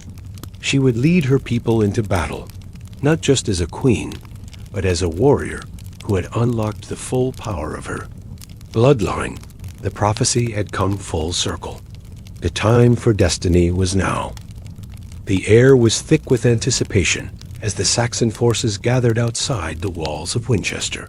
The city, once a proud symbol of Saxon strength, now stood as a bastion against the oncoming storm. The Danes, led by Sigurd the Red and the Ancient Dragon clan, had arrived at the gates of the city. They were united under one banner, their numbers overwhelming, their resolve unbreakable. Aethelflaed stood at the heart of her camp, her eyes scanning the horizon where the Danes and their allies were preparing for the final assault. She could feel the weight of the moment pressing down on her. This battle would determine the fate of Wessex, and perhaps of all of England. But Aethelflaed had prepared for this day her entire life. Her sword, the ancient blade of power and prophecy, pulsed with a strange energy at her side. It was no longer just a weapon. It had become an extension of her will. The sword's power had surged through her in the past days, its whispers guiding her, urging her toward her destiny. The battlefield would be brutal, but Aethelflaed knew she could not face it alone. Her allies, the warriors of Wessex, stood ready by her side, but they, too, felt the fear of the unknown. They had fought with courage and honor, but the ancient power that Sigurd wielded, the blood of dragons, was a force unlike any they had ever encountered. Aethelflaed walked among her troops, offering words of encouragement, her presence bolstering their spirits. They had seen their queen lead them through countless battles, but this one was different. It was not just the Danes they fought, it was the ancient darkness that Sigurd represented. The power of his bloodline was as old as the land itself, and if Aethelflaed did not succeed in stopping him, the curse of the Dragon clan would swallow Wessex whole. Sigurd stood at the front of his forces, his eyes fixed on the distant walls of Winchester. His army was vast, stretching across the plain like an ocean of men and horses, banners flying high in the wind. The Dragon clan fought alongside him, their warriors fearsome and relentless. Sigurd had no intention of retreating this time. He had come to conquer, to claim Wessex as his own, and to bring about the final rise of the Dragon clan. He was a man of immense strength and brutal power, a leader who inspired both fear and loyalty. The blood of the ancient kings flowed through his veins, and he had long believed that he was destined to rule all of England. The power he had inherited was not just physical, it was spiritual. He had spent years learning the ways of the old gods, communing with the spirits of the land, and unlocking the secrets of his ancestors. The sword he carried was a symbol of that power, a weapon forged by the gods themselves, a blade that could cut through the very fabric of the world. Sigurd had heard of Aethelflaed, the queen who had risen from the ashes of her father's reign. He knew she was strong, but he also believed her to be a mere woman, unworthy of standing against the might of the Dragon clan. He would crush her and take what was rightfully his. Wessex would be his, and the Saxons would fall before the might of his ancestors. The battle was inevitable. Sigurd could feel the pull of destiny. His ancestors had once ruled these lands, And now, with his strength and the power of the dragon clan, he would reclaim what was lost. He could taste the victory already. The morning sun rose over the battlefield, casting a golden glow over the ranks of both armies. The wind howled through the trees, carrying with it the scent of war. Aethelflaed stood at the front of her forces, her hand resting on the hilt of her sword. The energy of the blade coursed through her, fueling her resolve. She had spent her entire life preparing for this moment, and now, as the first cry of battle echoed across the field, she knew what she had to do. The Saxons and the Danes clashed with a thunderous roar, the sound of metal on metal filling the air. The battlefield was a chaotic blur of swords, shields, and arrows. Aethelflaed moved with the grace and speed of a seasoned warrior, her sword flashing as it cut through the Danes' ranks. The power of the blade surged through her, its energy guiding her every move. She was no longer just a queen. She was a force of nature, an embodiment of the Saxons' will to survive. The battle raged for hours, each side gaining and losing ground in turn. Aethelflaed fought with everything she had, leading her warriors with unyielding determination. But the Danes were fierce, and Sigurd's forces were unrelenting. Aethelflaed could see Sigurd at the head of his army, his sword raised high, cutting a path through the Saxon lines. He was a man possessed, driven by the ancient power in his blood. As the battle reached its peak, Aethelflaed and Sigurd found themselves face to face on the field. The two leaders locked eyes, each recognizing the other as the embodiment of their respective people's fate. Sigurd's smile was cold and confident, while Aethelflaed's expression was set with grim determination. "You are a worthy foe, Aethelflaed," Sigurd said, his voice like thunder. "But your time is over. Wessex belongs to the Dragon Clan. Your people will bow before me." Aethelflaed's grip tightened on her sword. "Wessex belongs to the Saxons," she replied, her voice unwavering. "And as long as I breathe, it will never fall to the likes of you." The two warriors charged at each other, their swords clashing with a deafening sound. Sigurd's strength was immense, but Aethelflaed fought with precision and strategy. She knew that she could not match him blow for blow, but she could outthink him. With each strike, the energy of the sword guided her, its power making her movements faster, stronger. For what seemed like an eternity, they fought, each blow reverberating through the battlefield. Aethelflaed's mind raced, calculating every move, every strike. She could feel the sword's power within her, but she knew that she could not allow herself to be consumed by it. The sword was a tool, not a master. She had to remain in control, or she would become like Sigurd, a slave to the power he wielded. In the final moment, Aethelflaed saw her opening. Sigurd, overconfident, left his side exposed. With a swift, precise strike, Aethelflaed drove her sword into Sigurd's chest, the power of the blade cutting through him like butter. Sigurd's eyes widened in shock as he fell to his knees, his strength fading. "You may have the blood of dragons," Aethelflaed said, her voice cold as ice, "but it is the Saxon that will survive." As Sigurd fell, his army faltered. The Danes, seeing their leader defeated, began to retreat. The Saxons, emboldened by their queen's victory, surged forward, driving the remaining Danes from the battlefield. The battle was over, and Wessex had won, but the cost had been high. The battlefield was littered with the bodies of fallen soldiers, Saxon and Dane alike. Aethelflaed, though victorious, felt the weight of the lives lost pressing down on her. She had secured her kingdom, but at a great price. As she stood over Sigurd's body, her sword still in her hand, Aethelflaed knew that the victory was not the end of her journey. The prophecy had been fulfilled, but there was still much to be done. Wessex had survived, but the road ahead was long and uncertain.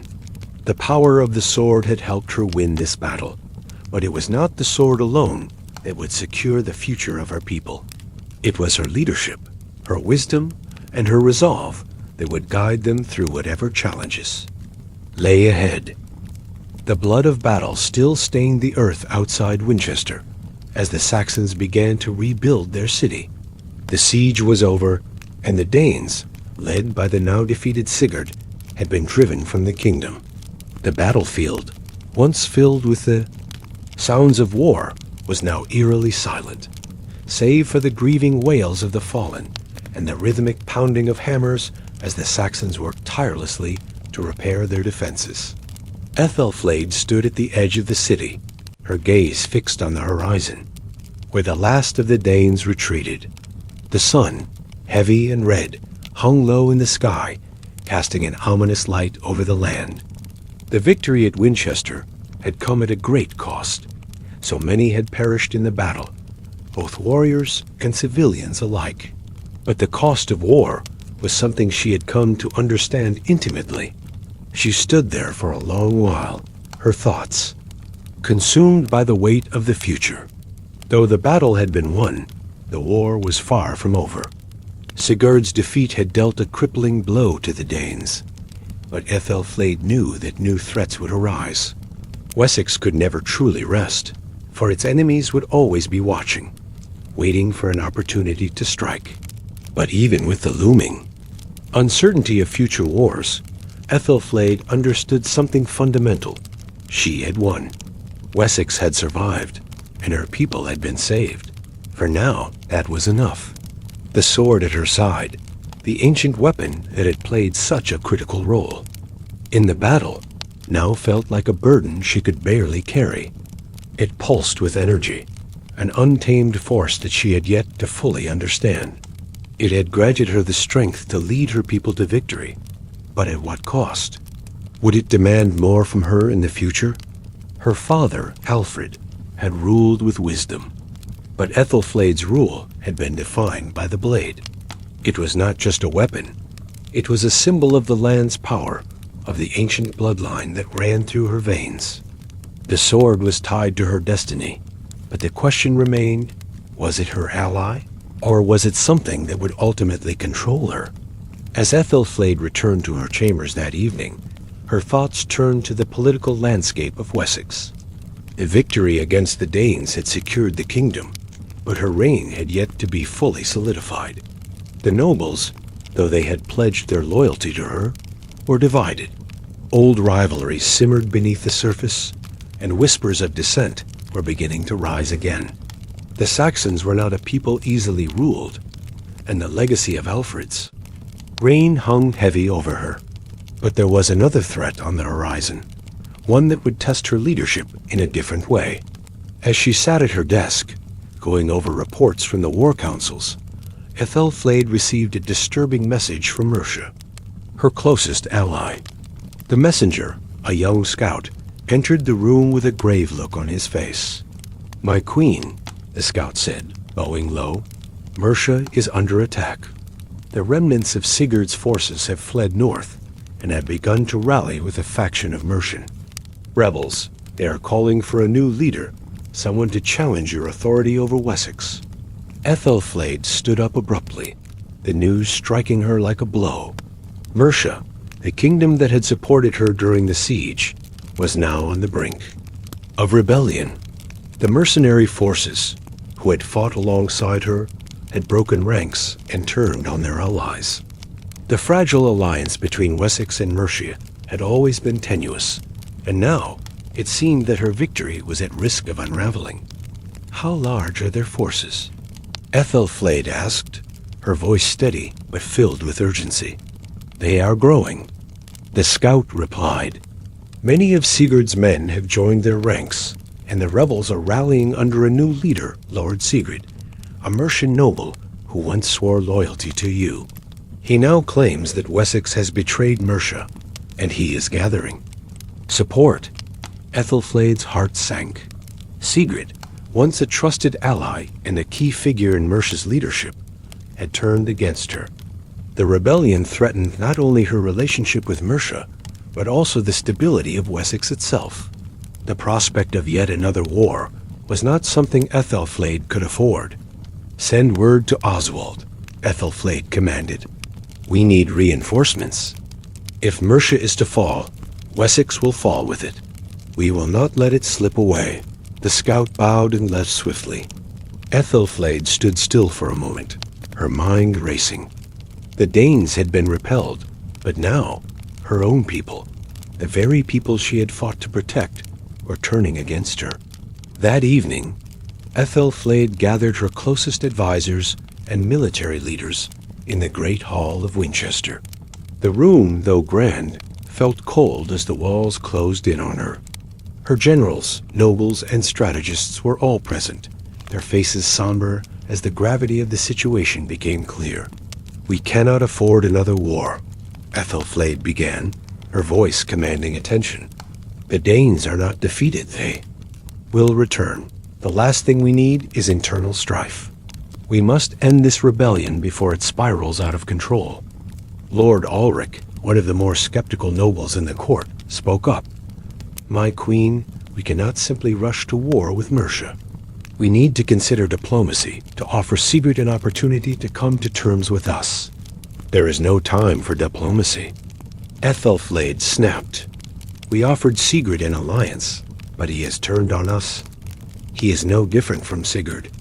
He wants to see Wessex fall, and he will stop at nothing to achieve it." "Then what do you suggest?" Lord Beowulf asked, his tone cautious. "We cannot fight a war on two fronts." Aethelflaed's gaze turned steely as she locked eyes with each of her commanders. "We will march on Mercia at dawn. We will crush this rebellion before it can spread. We cannot afford to show weakness." As the room fell silent, Aethelflaed's mind raced. The battle for Mercia would not just be another war. It would be a test of her leadership. She had already faced external threats, but this was different. This was a rebellion within her own kingdom.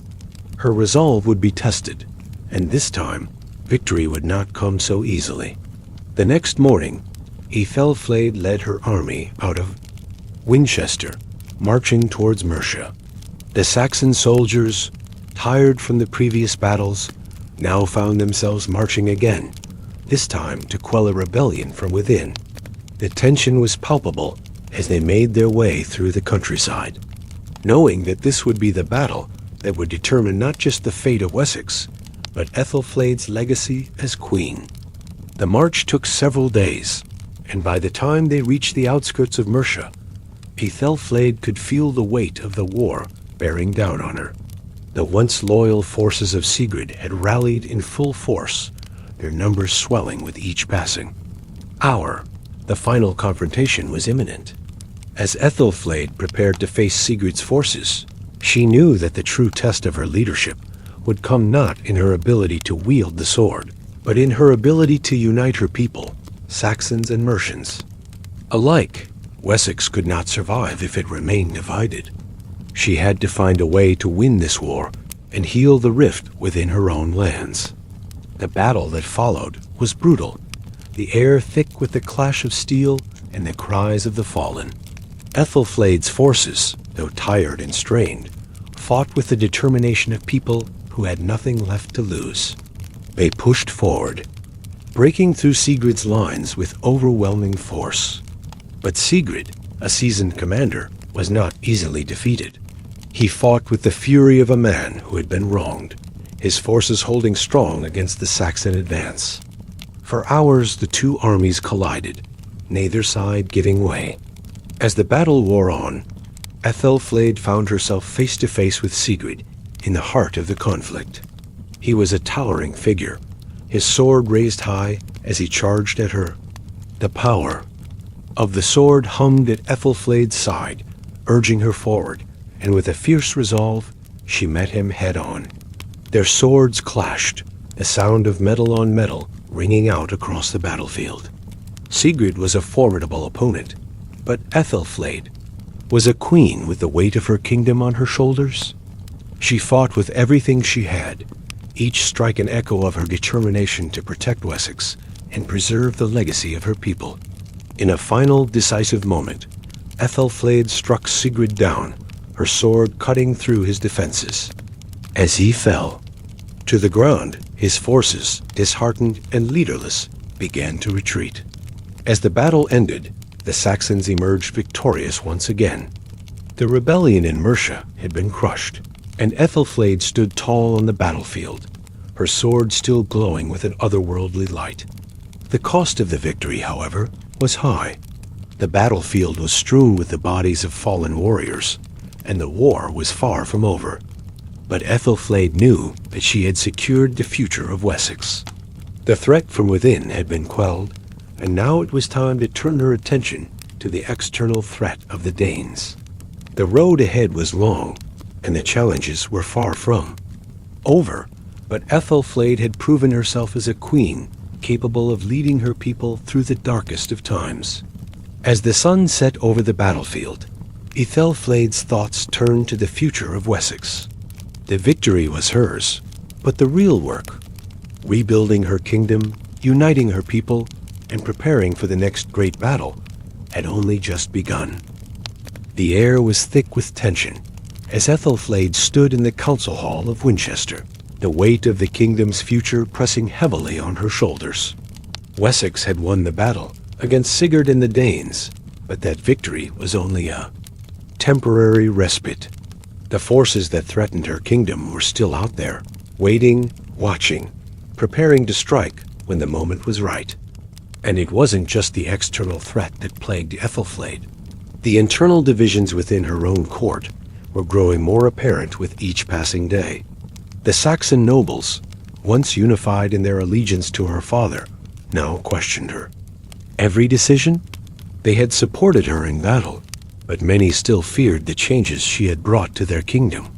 Her vision for a united England, where Wessex would stand as the center of power, was a concept they were reluctant to accept. The delicate balance she had worked so hard to maintain was beginning to unravel.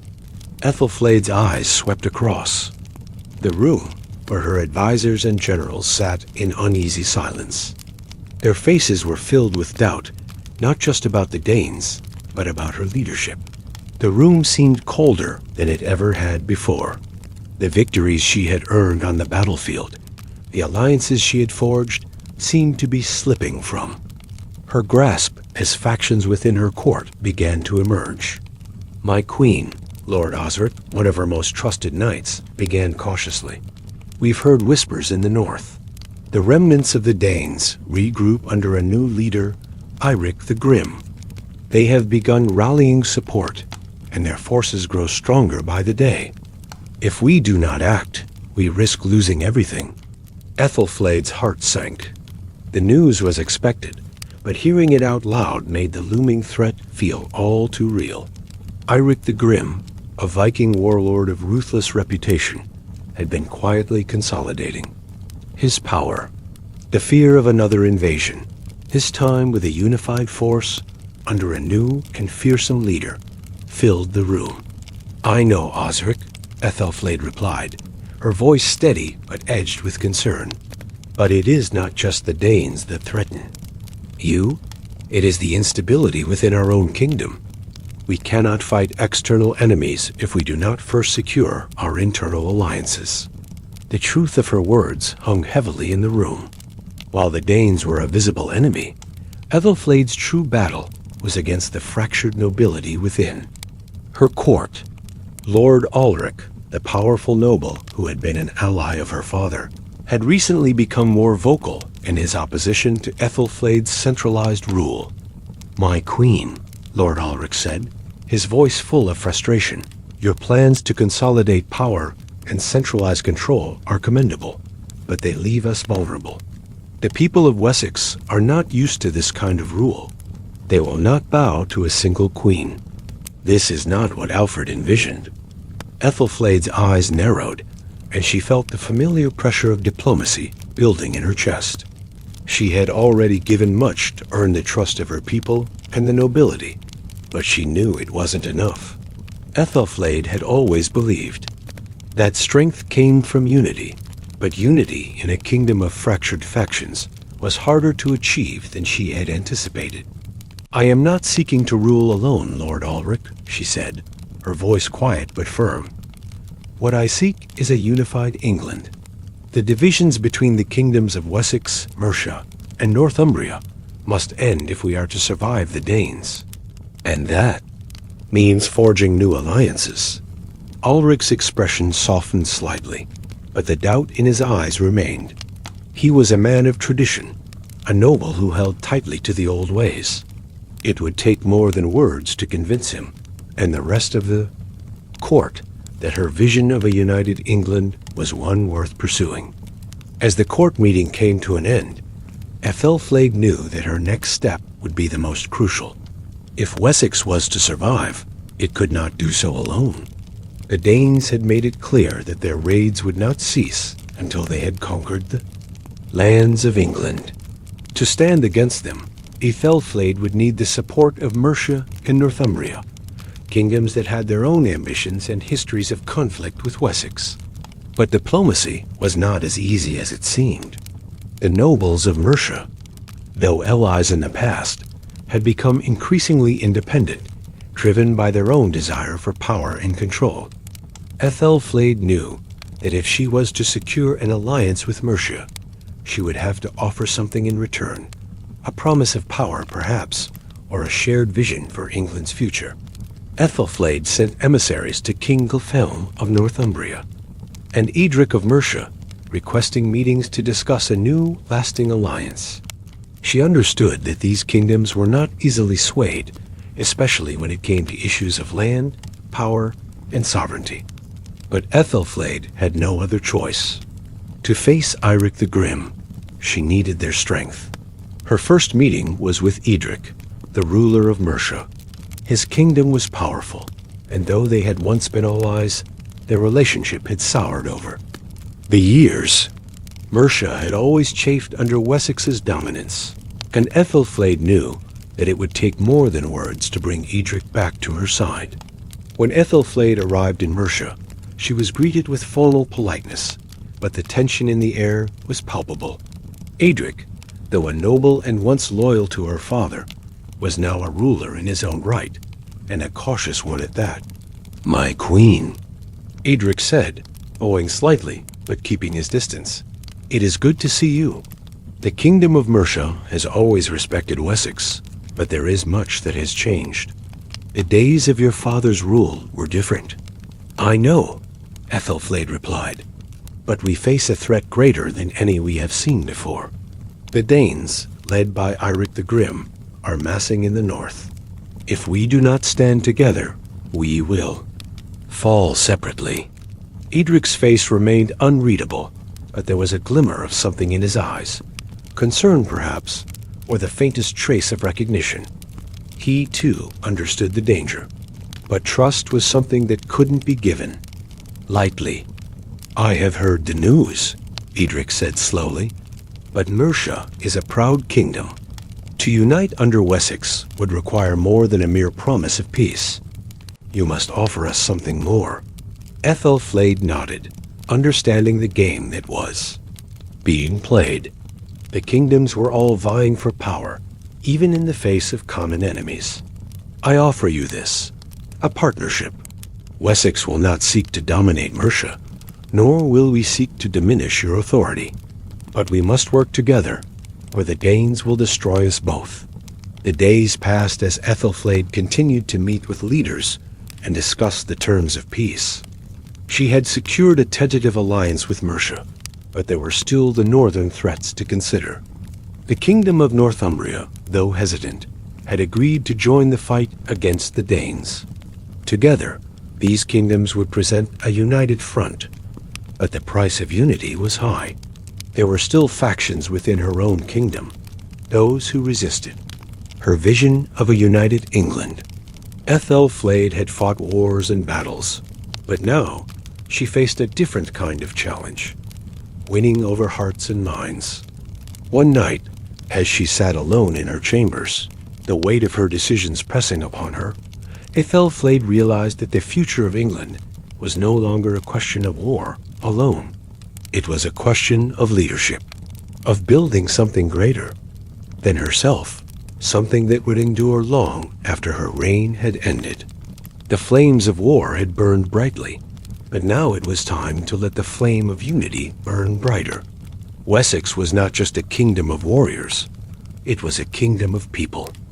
And Aethelflaed's leadership, forged in the fires of battle, would now be tested in the pursuit of peace. The year had turned, and the scars of war were still visible across the land.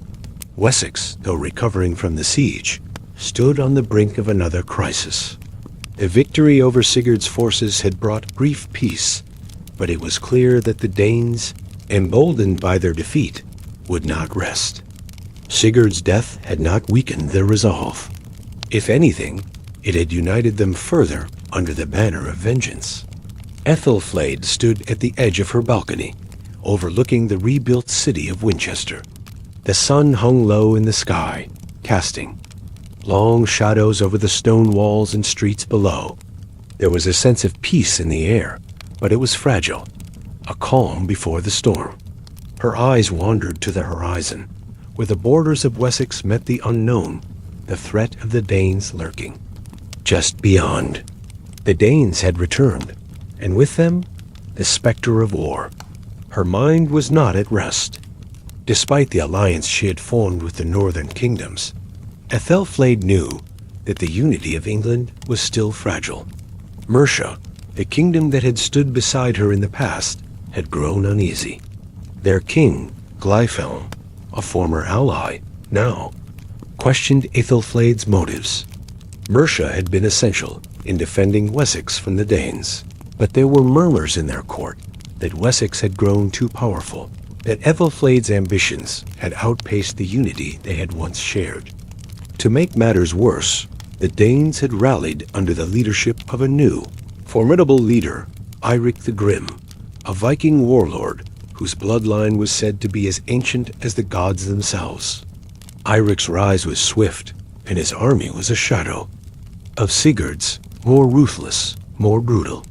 He had amassed an army of thousands, and it was only a matter of time before he turned his gaze toward Wessex once again.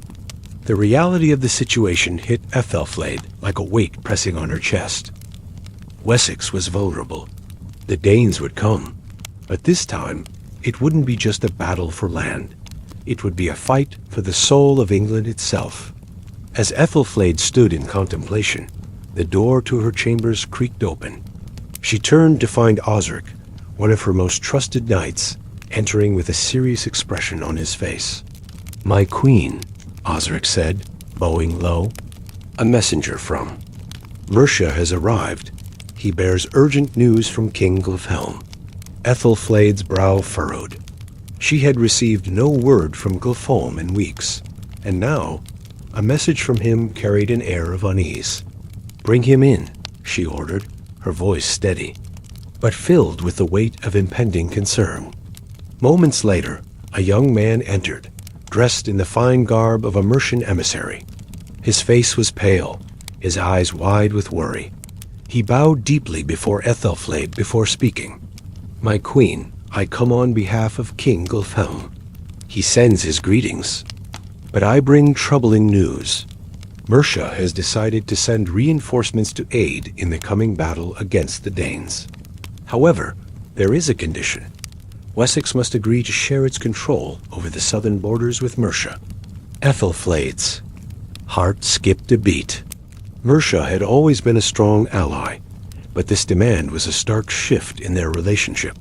Gulfhelm had once pledged his support to her, and now he was demanding control over Wessex's most vulnerable borders. It was a betrayal, masked as diplomacy. "The southern borders?"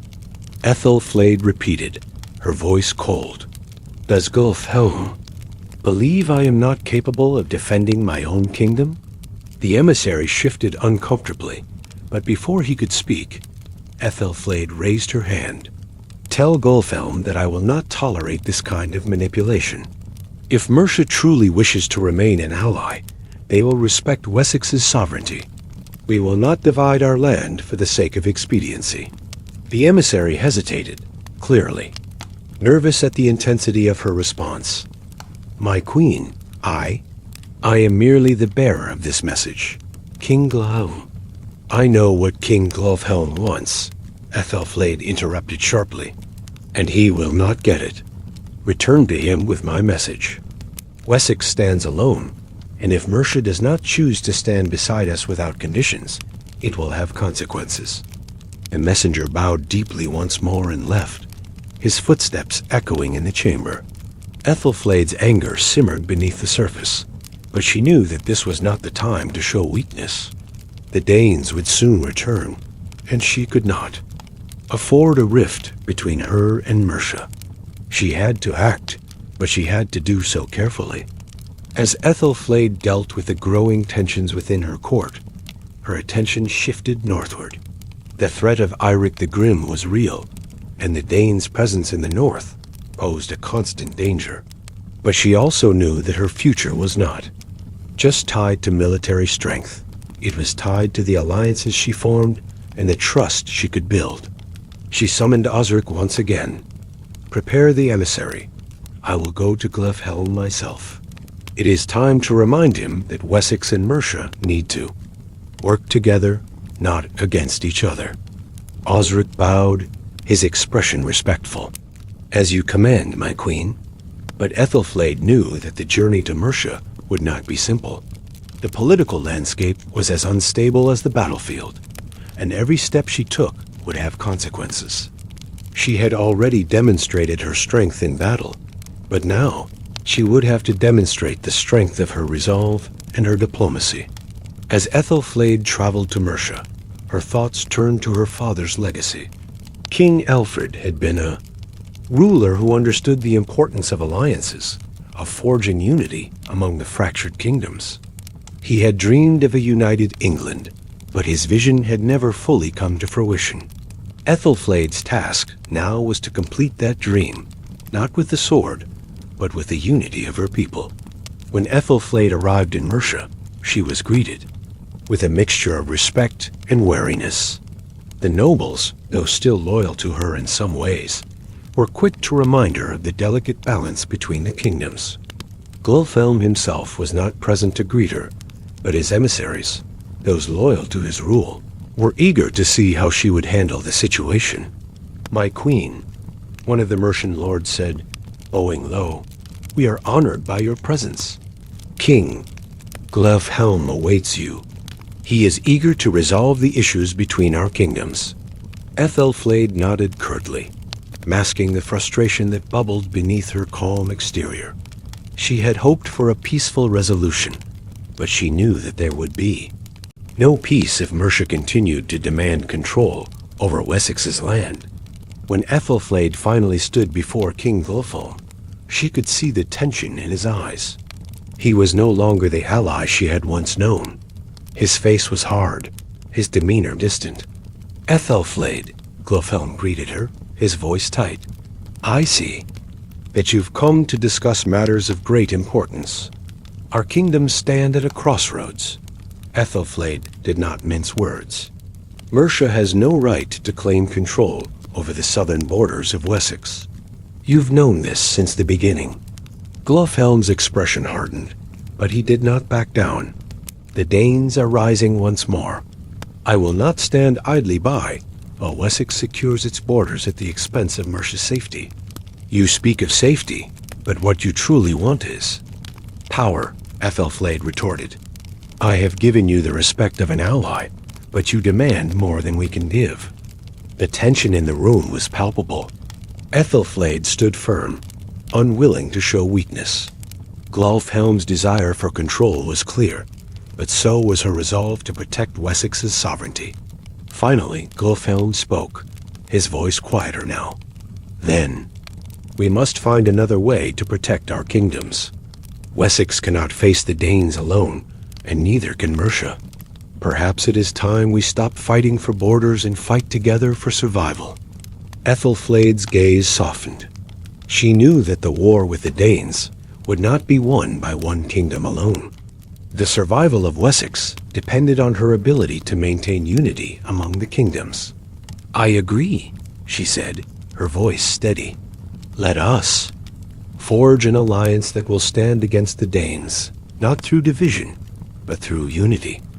As Aethelflaed and Glofhelm reached a tentative agreement, the realization of what she had achieved settled in. The alliance between Wessex and Mercia was no longer fragile. It was now the foundation of a united England, built not on power struggles, but on shared strength and purpose. Though the Danes were still a threat, Aethelflaed's vision of unity had begun to take shape. The kingdoms, once divided by ancient rivalries, were now bound together by the common goal of survival. The sacrifices she had made, both on the battlefield and in the court, were beginning to bear fruit. As she prepared to return to Wessex, Aethelflaed knew that the challenges ahead would not be easy. But with the strength of her allies by her side and the unwavering will of her people, she was ready for whatever came next. The fields of Wessex were still, almost eerily so, as the first rays of dawn broke across the horizon. The winds that once carried the cries of battle were now quiet, and the smell of blood and smoke that had hung in the air for so long had finally begun to dissipate. But despite the calm, Aethelflaed stood on the precipice of something far more profound than just the aftermath of war. She had fought for her people, for her kingdom, and for her father's legacy. And in doing so, she had transformed from a warrior queen into something more, a symbol of hope and strength. Yet the war had cost her deeply. Her victories had secured Wessex's future, but at the expense of her own soul. Aethelflaed knew that what awaited her now was not another battle, but the long road of rebuilding, of healing what had been broken. As Aethelflaed stood on the balcony of her royal chambers in Winchester, gazing out at the land that had been both her greatest triumph and her greatest sorrow, she reflected on everything she had overcome. The Danes, the traitors, the rebels within her own court, all of them had been obstacles to her vision of a united kingdom. But Wessex, her kingdom, stood strong. Her thoughts turned to the sword that had been at her side through all of it, the ancient weapon now resting in its sheath beside her. The sword had served her well. It had guided her, protected her, and given her strength. But now, in the quiet peace that followed the storm of war, Aethelflaed could feel the burden it had placed upon her. The sword, while a symbol of power, had also been a reminder of the darkness that could come with wielding such strength. Wessex was rebuilt, its walls strengthened, its economy restored. Yet the true rebuilding needed to happen in the hearts and minds of the people. Aethelflaed had been a fierce leader on the battlefield, but she now realized that her legacy would not be defined by the number of battles won or the bloodshed she had caused. Her true legacy would be forged in peace, in uniting her kingdom, and in ensuring that Wessex's future was secure for generations to come. As Aethelflaed was lost in thought, her chamberlain, Oswald, entered the room with a report. His face was grim, a reflection of the tension that still lingered despite the victory. "My queen," he said, bowing slightly, "the Danes are on the move. Again, Eirik the Grim, the new leader, has gathered his forces and is heading south. We expect them to strike within a few days." Aethelflaed's heart sank. The Danes had been driven back, yes, but they had never truly been defeated. Their desire for vengeance burned hotter than ever. Eirik the Grim was no Sigurd. He was far more ruthless and cunning. Aethelflaed had faced many enemies in her life, but the Danes, with their deep roots in the land, were the most dangerous. This was no longer a fight for survival. It was a fight to preserve everything she had built. She stood tall, her resolve. Firm, prepare the army. We will meet them on the field, and we will fight for Wessex again. Oswald nodded, but Aethelflaed could see the weariness in his eyes. The people had fought hard, and though their spirits were strong, the wounds of the past battles had not yet healed. Wessex had endured the trials of war, but it could not keep fighting forever. There would have to be a reckoning. "Your leadership is needed now more than ever, my queen," Oswald said, sensing her inner turmoil. But even in victory, we must be careful not to lose ourselves to the same forces that once tore us apart. Aethelflaed nodded silently, her gaze lingering on the sword beside her. She had long understood the price of power, both its blessings and its burdens. But this battle would not be won with the sword alone. She had led her people with strength, but now it was time to lead them with wisdom. As the days passed, preparations for battle took shape. Aethelflaed's forces, though weary from the past, wars were ready. Her generals and advisors gathered, and they discussed their strategy, how best to use their strength against the Danes, how to exploit their weaknesses.